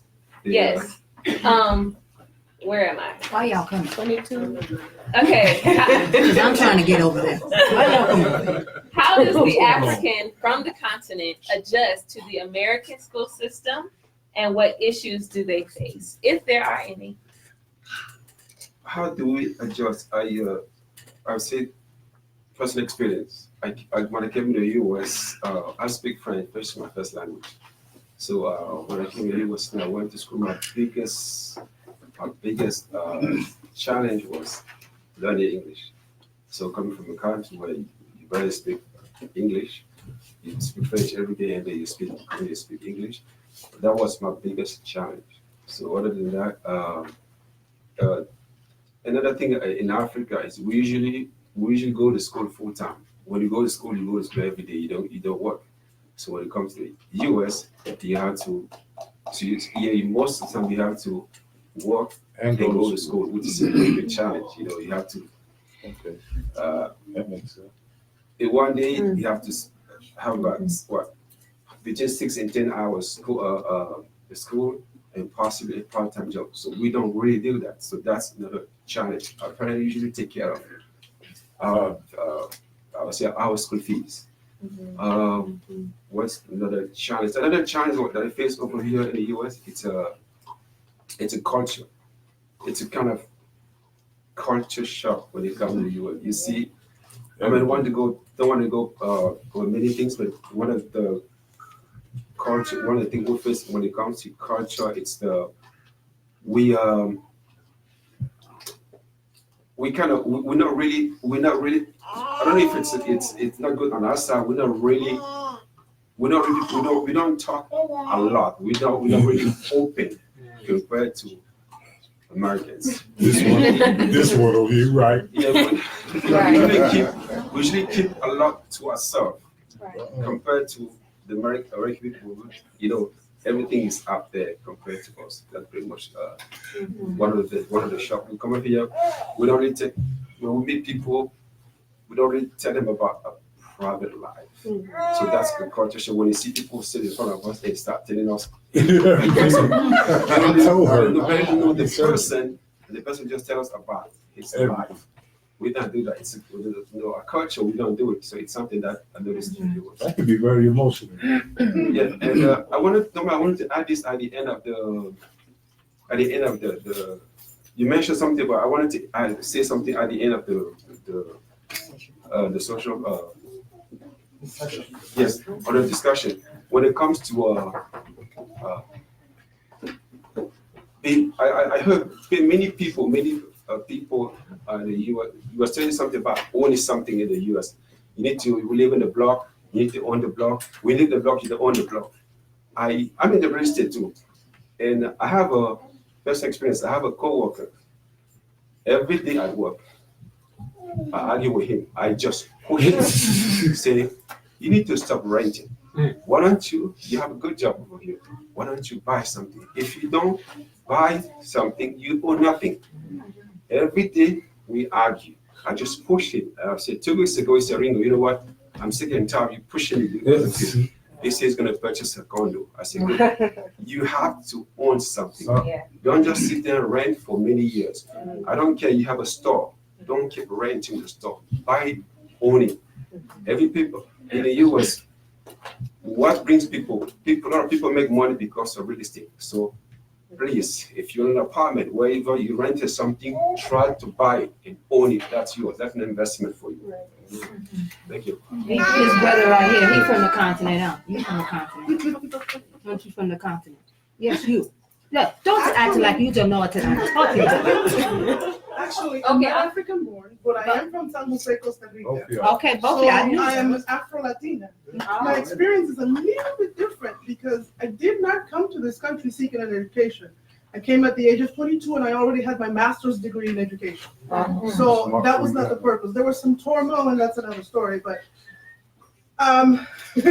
half of my heritage is also Jamaican. Okay. And so, we're known for being hustlers. And I can say that it's basically what drove me while I was here. At this point in my life, I've lived longer in the US than I've ever lived in Costa Rica.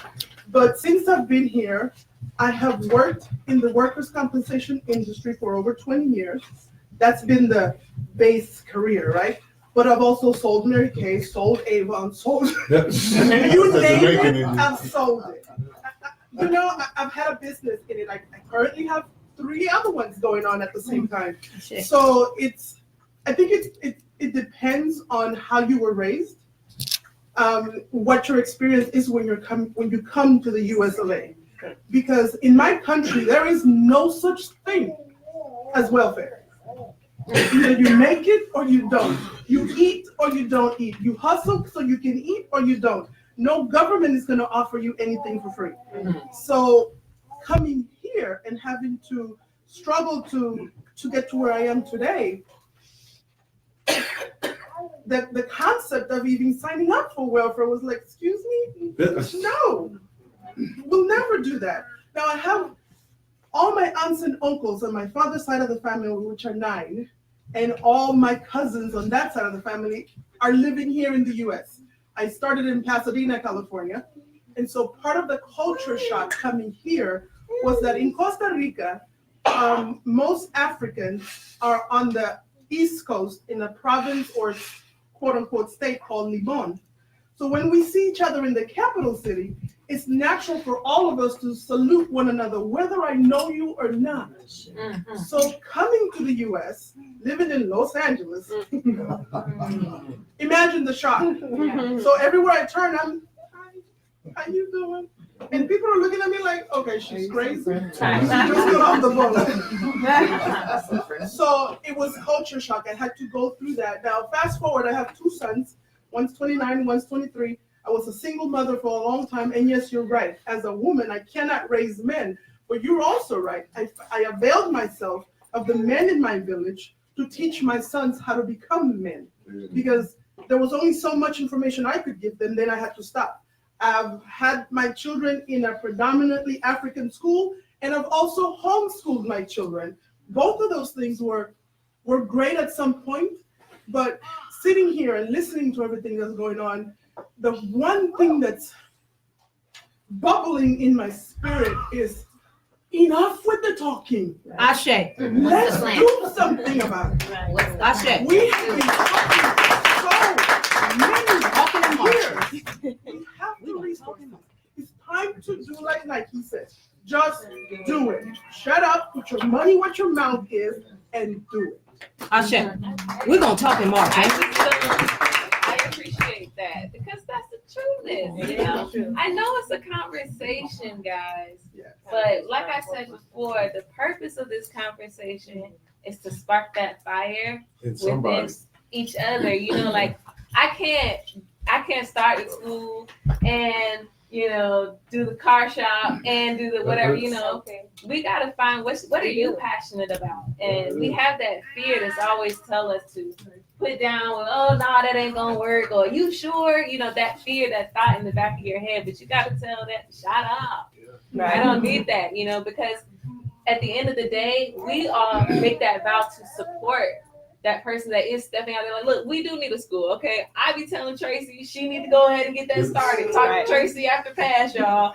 But seriously, it's a thing that needs to be done, and we know it needs to be done. So this is the conversation to get that into action. So if you feel that you're that person, you find those people, link up with them, like take that initiative, because I can't be the one to do it for you. I'm not necessarily the motivator of the squad. Yes, sir. For years now, I taught school for 47 years in public school from 2nd grade to university level. The American school system is so archaic and out of date that even anybody that's in school, they aren't learning anything. They're going through a process of fulfilling requirements and getting a diploma. Same thing at the college level. They're fulfilling requirements and getting a degree to get out, then they can't get a job. My thing is, we need to write a curriculum. I'm all for doing that. And if I can find people that are ready to do that, I am willing to sit down and start writing curriculum. I didn't learn to be black until I was too old to realize that I was. You know what I'm saying? I'm serious. I had to start my own black library at home because I felt like all these years I knew nothing about my culture or where I came from. And these kids need to know that. And if you're homeschooling your kids, to me that's a plus.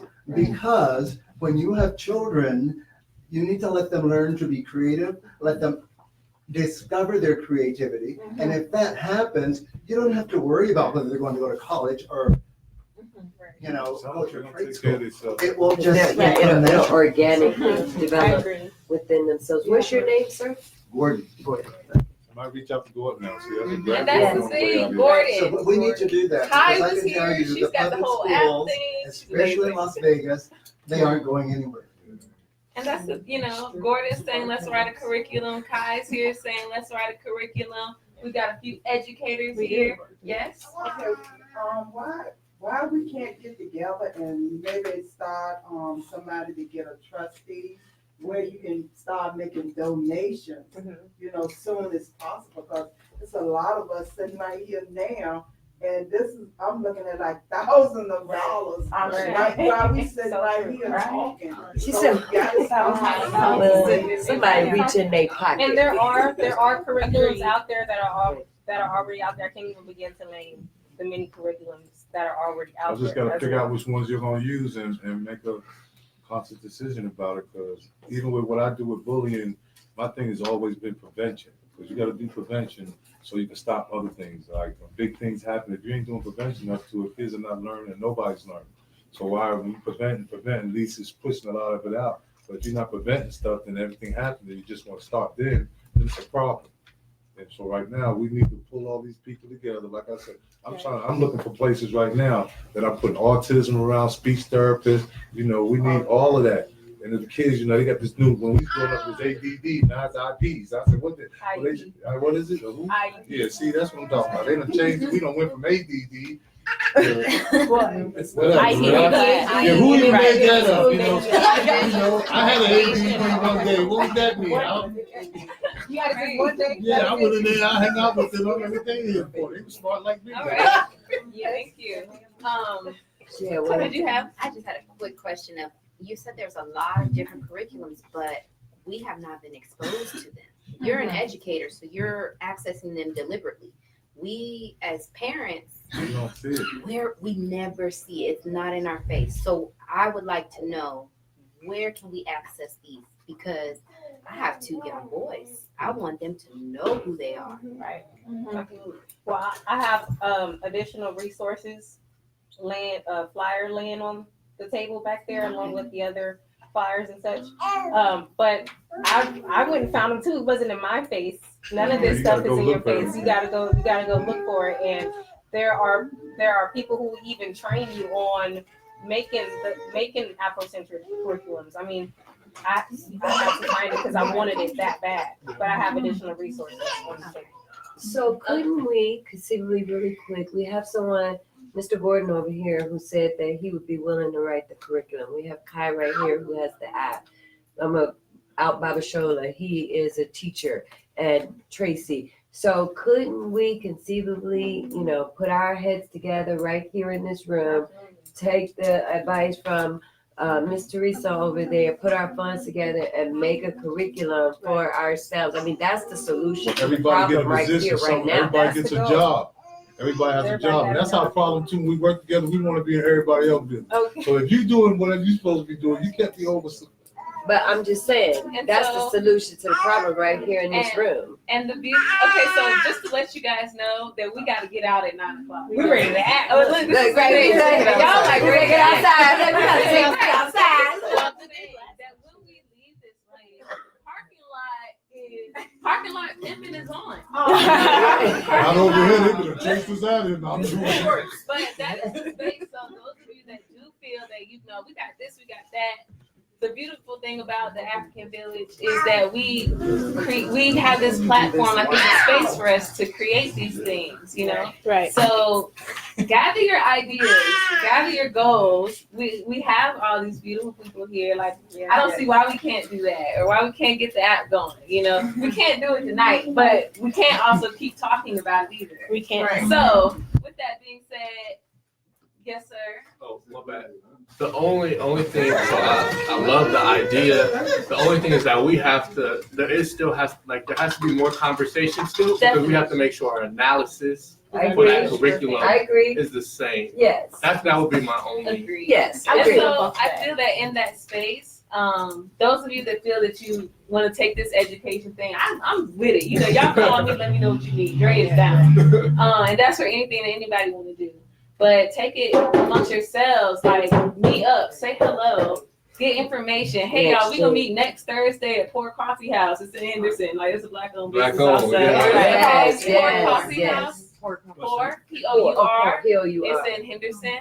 But just saying, you know, hey, we're gonna meet up over here. We're gonna put our minds together. We're gonna do X, Y, Z. But you have to take the time. Like nobody really has like time. To, like, I ain't got time to do it today, and that's the problem. That if you continuously don't have time to make time, you know, for it, then we're gonna continuously be in this space. So it's a matter of yes. Shouldn't there be like a sign-in sheet? There is a sign-in sheet. It is a sign-in sheet. Who's got it? Who's the last person? I passed Yeah, it. I see it. First of all, did everybody sign in on the sign-in sheet? No. Yes. Okay. No. The Does anybody last have time it? I Who saw has it, it was going in this direction. Okay. Oh, it's over there. It's over that way. You passed it. You signed in. Okay. So. Okay. So what time is it? It's probably 8:40. We got enough time for one more. We got one question. One more last question, and this question is going to come from the beautiful Alexia. Thank you. So I guess from what I'm hearing from everybody, it's kind of like we need some sort of concrete direction to go in because, you know, success is like a blueprint. You have to have a plan in place. So from everybody on the panel, if you could just give us maybe some key qualities or factors that's going to contribute to the success of our children and our youth. Coming from the village, coming from everybody, from the family, what would you say is something we need to be instilling in our children? I'll take that. Being in schools mostly, I see the light bulb go off when I bring Baba Yamesi into the school or Brother Hassani in with the djembe drum. They light up. So definitely teaching them our cultural dances and rhythms because we are people, we move our bodies. You know, we like sound, we like rhythm. So for me, it's that cultural aspect as dance and the drums and the rhythm. Mariachi band is popping at the high school. They do that Popping. They have the full dress.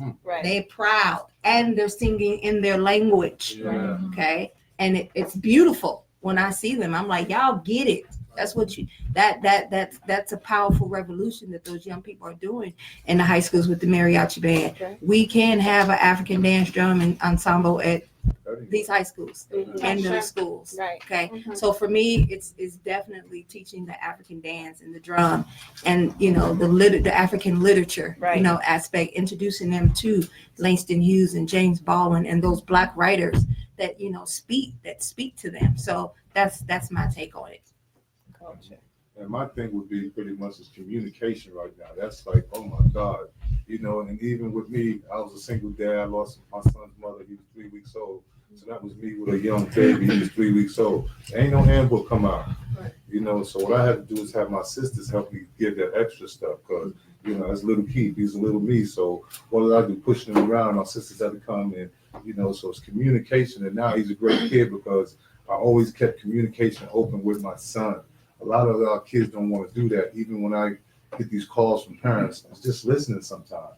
You know, we got to give that because we came from a different era. We can't raise our kids how we was raised up because there's a whole different world out here now. So we got to communicate with them and let them know which way to go, how to go, and friends too.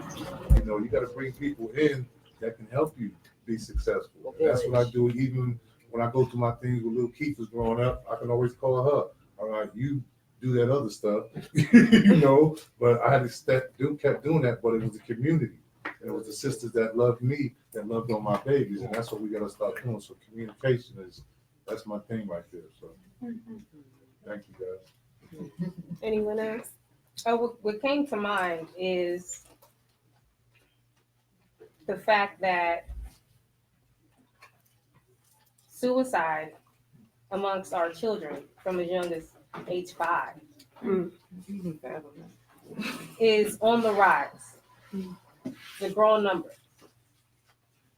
And when we talk about rhythm and dance and the kids light up when y'all come to the school, you know, I'm from Mississippi, grew up in a Baptist church, though, you know, I'm no longer, but I thought only white people did that. Like I didn't know that's really what we do as kids. I didn't understand it. But we have to pay attention to it because although the schools aren't necessarily responsible for this, they do play a role and they should provide solutions because when you spend hours and hours with a child, you should be. That's your baby after You 8 should hours. know when this child is having mood swings. Yeah. They weren't acting like this at the beginning of the school year. They're not performing well academically. Let me pull in the principal, call the parent, get the counselor, get the social worker right away, so we can get nip this in the bud and see what's going on with this child. And once again, when we're talking about the curriculum, school for kids a lot of time, and the program for these kids most definitely it's an outlet. And so when they don't have school to fall back on, when they don't have these programs to fall back on, they don't have a way out, and they give up. And it's very unfortunate. It's very real, and we ought to definitely take a look at it and provide the curriculum, right, that is healing to their spirit, because the kids, they don't know how to express that this isn't right. They just know it's not right. So they don't know how to express it, and so they just act out. Now these girls with bad attitudes is what they label us as, or these rambunctious boys who can't sit down in a chair for hours and hours and learn. But that's not who we are and who we're meant to be. And schooling shouldn't be like that at any given time. So it sounds like emotional availability is what you're saying. Emotional availability, and once again the curriculum, because Muhammad University of Islam, they speak to the spiritual side. So those kids from the age 5, they're learning about who they are first. Because, and brother over here spoke about it earlier. When you're you have to know who you are, so that when you go into this world, we want confident children in the world who know how to deal with what does he call them, the parasites. The parasites, okay, who know how to fight off these parasites and these diseases around here. Thank you. Parasites. Thank you. My goal is to have what we've been having, good, transparent conversation. So thank you all for that. John? I know this came up earlier, but it wasn't really addressed as such. We've still got a few more minutes to tackle that. In the midst of all these concerns and issues, social media has a huge and key role to play in this. What are we doing about it? What's the impact of this on? We've not said anything so much about it. Could we say something about it before we leave into that? About social media. I actually have a question on that. That was actually totally disregarded. Right. I know you brought I we just have did. to tie that into it. It's clearly it's a huge impact with the kids without criticizing them. For me, I don't have kids. Once again, that's my disclaimer. But as a person who's been a kid, and I think we've all been kids, so I think any of us can see some kids in a certain way. I've noticed, that social media has changed a lot of things in young people, and in the minds of them. Kids grow up a whole lot faster, and it's not just social media, because you do have Google, you got YouTube, where you can learn a lot of stuff. And kids, most children by the age of six are actively thinking on the level of a genius. But we've been teaching them, you don't know, or sit down or be quiet. You get mad when they tell you that you're like, oh, his breath stink. It did stink, okay? But the thing is, the transparency and the beauty of children, and what I always see is their honesty. And then when they learn stuff, it's just a constant sense of download in young people. From the age of 0 to 6, our prefrontal cortex, the part of our brain, isn't fully developed, so we don't have the reasoning mind.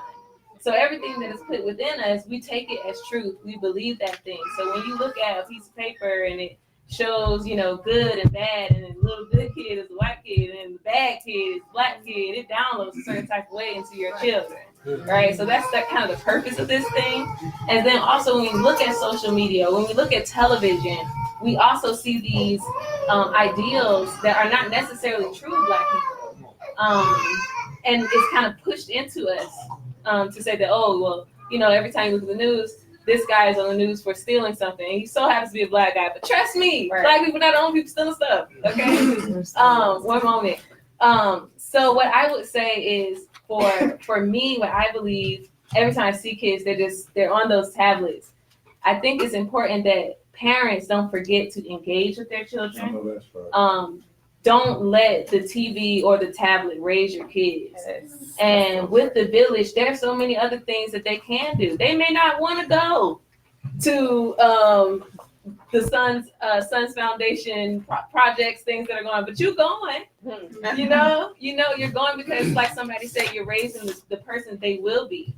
So designating that time, like, okay, you got the tablet for 15 minutes a day, buddy, and that's it. And then being disciplined enough within yourself to adhere to that. Like, okay, we're going to draw for the rest of the evening. We're going to paint. Or we're going to read. Like, you can't blame social media and you can't blame TV if you turn it on. Nor can you blame the education system. Nor can you blame the education because system. our children, we are our children's first teacher. Yes. It starts at home first. A lot of times we have dropped our children off. I'm not just saying anyone in this room have done it, but we've all heard the horror stories that from this time to that time, the child belongs to the teacher. And first of all, most of the teachers that are teaching our children don't look like us. And secondly, that's not the teacher's responsibility. We're their first teacher. So I agree. Yeah. 100%. Remember, my mama used to say, "Don't go outside, making us look bad." Okay. Right. So we're gonna take these two as the last ones. Yeah, the two on the panel So didn't. far. Andre So nor sorry. the elder didn't speak last. Okay. You Suggestion? two. Yes. Take you home, read to your children, read to your children. Children like to learn. That's why they come here asking questions that you can't answer. All the police questions. Okay? I think that we've neglected to understand that our children are, in fact, inquisitive. They want to discover, they want to uncover, and we've allowed that to go unheeded. We have not given our children the attention that they deserve when they get here. They come here not speaking anything. By the age of 5 years old, they're controlling the house. And we do not see that. It's right before our eyes. Our children want to learn. It is we who prevent them from learning by telling them, put your hand down. You ask too many questions. We spoil that desire to know and to discover and to uncover because we are unwilling to take the time to teach them to read. Build the library at home. Read to them. Buy another book. Read to them. Buy another book. Read to them. By the time they're 20 years old, they'll have a full library because mother and father took the time to help educate them. That is homeschooling. It is not something that's foreign. It is something that sits before our fingers if we only take the time to give it the proper attention that it deserves by giving our children the proper attention by making sure that they are continuously encouraged to learn because that's how they came here, wanting to know. Okay? Now, you want a curriculum? Go to Sons, SUNZSHIP.org. There's a curriculum there. I've been using it for 5 years. I've spent time with professors, educators, trained 200 to 300 tutorers in the course of time. Over the past 35 to 40 years, I have a curriculum. Read it. You may call me anytime. Can you repeat that? Sure. S as in Sam, U as in umbrella, N as in Nancy, Z as in zebra, S as in Sam, H as in Harold, Hassan, I as in Ida, P as in Paul.com, preceded by www.sonship.org. .org. Okay? There's a curriculum there. It'll tell you my history. It'll tell you something about me. It'll show you photographs of young men that I worked with over the past 5 years. That's what I do, in addition to several other things. Call me. My number is there. Leave me a message. I will get back to you, usually within less than 24 hours.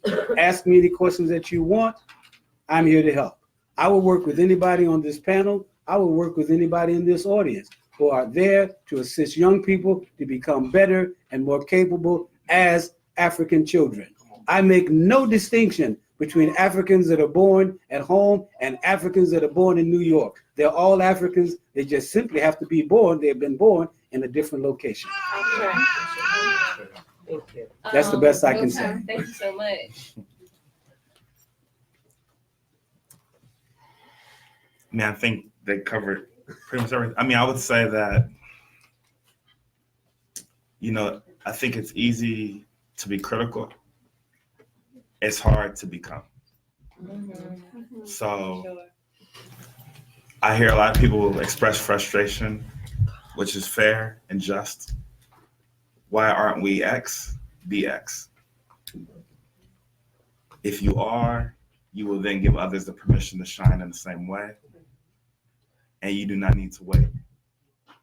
But it's hard to confront. You know, it's like if you're hurt, there's no ice pack for like emotional hurt, right? There's no real ice pack for trauma, right? But you need to heal if that's what's preventing you. If you're someone who feels like you do not need to heal, then you need to practice. And it's just too easy to wait for others to practice rather than practicing. And if there's anything I would say, and I think ultimately everything that they said is that, right? Don't wait for the school to do it, you do it. We got to do everything. Right? So if you embody, and you don't have to embody everything, everybody plays their part, as was stated, right? Yes. If you, but be the part. And if you're being the part and you're deliberate, it's coming. Yeah. Right? Plant the seed, tend to the harvest. Right. These dreads. We had these last two, and then I'm gonna end it all for us. I was going to say, any curriculum has to include the use of social media responsibly. Also, we need to be more cognizant as to what we are allowing our children to put into their bodies. Oh, say that again. 100,000 plus chronically ill kids. Oh my goodness, thank you for addressing that. So, you know, ADHD and all those other kinds of things are all aggravated by sugar. Dairy and all these other kinds of things that kids are consuming at school and at home. And Black children in particular are getting diseases that other kids aren't getting. I agree. So we need to be cognizant of diet and nutrition. Yes. There's a lot that's been said that it's expensive to be healthy, and it's like have you bought lettuce versus no. It's not, That's know? a whole nother that's another discussion. But guess what? We have a Pan-African soul session for that too. Yeah, I need to get in. I'm gonna be over here like, let me in a double dutch. Let me in on that one. I was gonna go back to the very clear, direct question talking about children in social media. I have two children hot in the game right now, right? So a 12-year-old and a 9-year-old, a boy and a girl. And the child will tell you how far to go with them in social media. I have one child she'll do it, but she's more of an artist with her hands and her thought. And then I have a son who's mastered a Mac at 3 years old. I put him on it too. So he actually is our assistant in the house, hooks everything up, syncs everything, and globally communicates with Spain, Africa, Germany, and the UK through African conversations. It's like in Wakanda. We have to engage the fact that they were born in the information system. So we have to mentor them, and we have to nurture them, and we have to explain the yin of the yang through technology. Right. So we have to be right there with them and understand what game they're playing how they're playing it, when they're playing it, with whom they're playing it. Is chat on? Is chat off? Which social media are you on? Are you on Snapchat, Instagram? What did you YouTube today? Am I subscribed to every single one of his accounts, which are linked? And they are communicating with other people globally. So it's really important. They were born in the information stage on purpose. And outside of the US, these kids are mastering things in that age bracket. So it is important to nurture. And then, you have this boom of STEM. It's important, right? Because of the education, we have to be able to understand what the different machines and mediums. So I can't ignore it with him. I've tried to take it off morally. That's not what his path is. So I learn from him, and I try and set him in situations to compete on technology. Okay. I like that. That's good. I like to say that is actually absolutely amazing and very true. And I said that because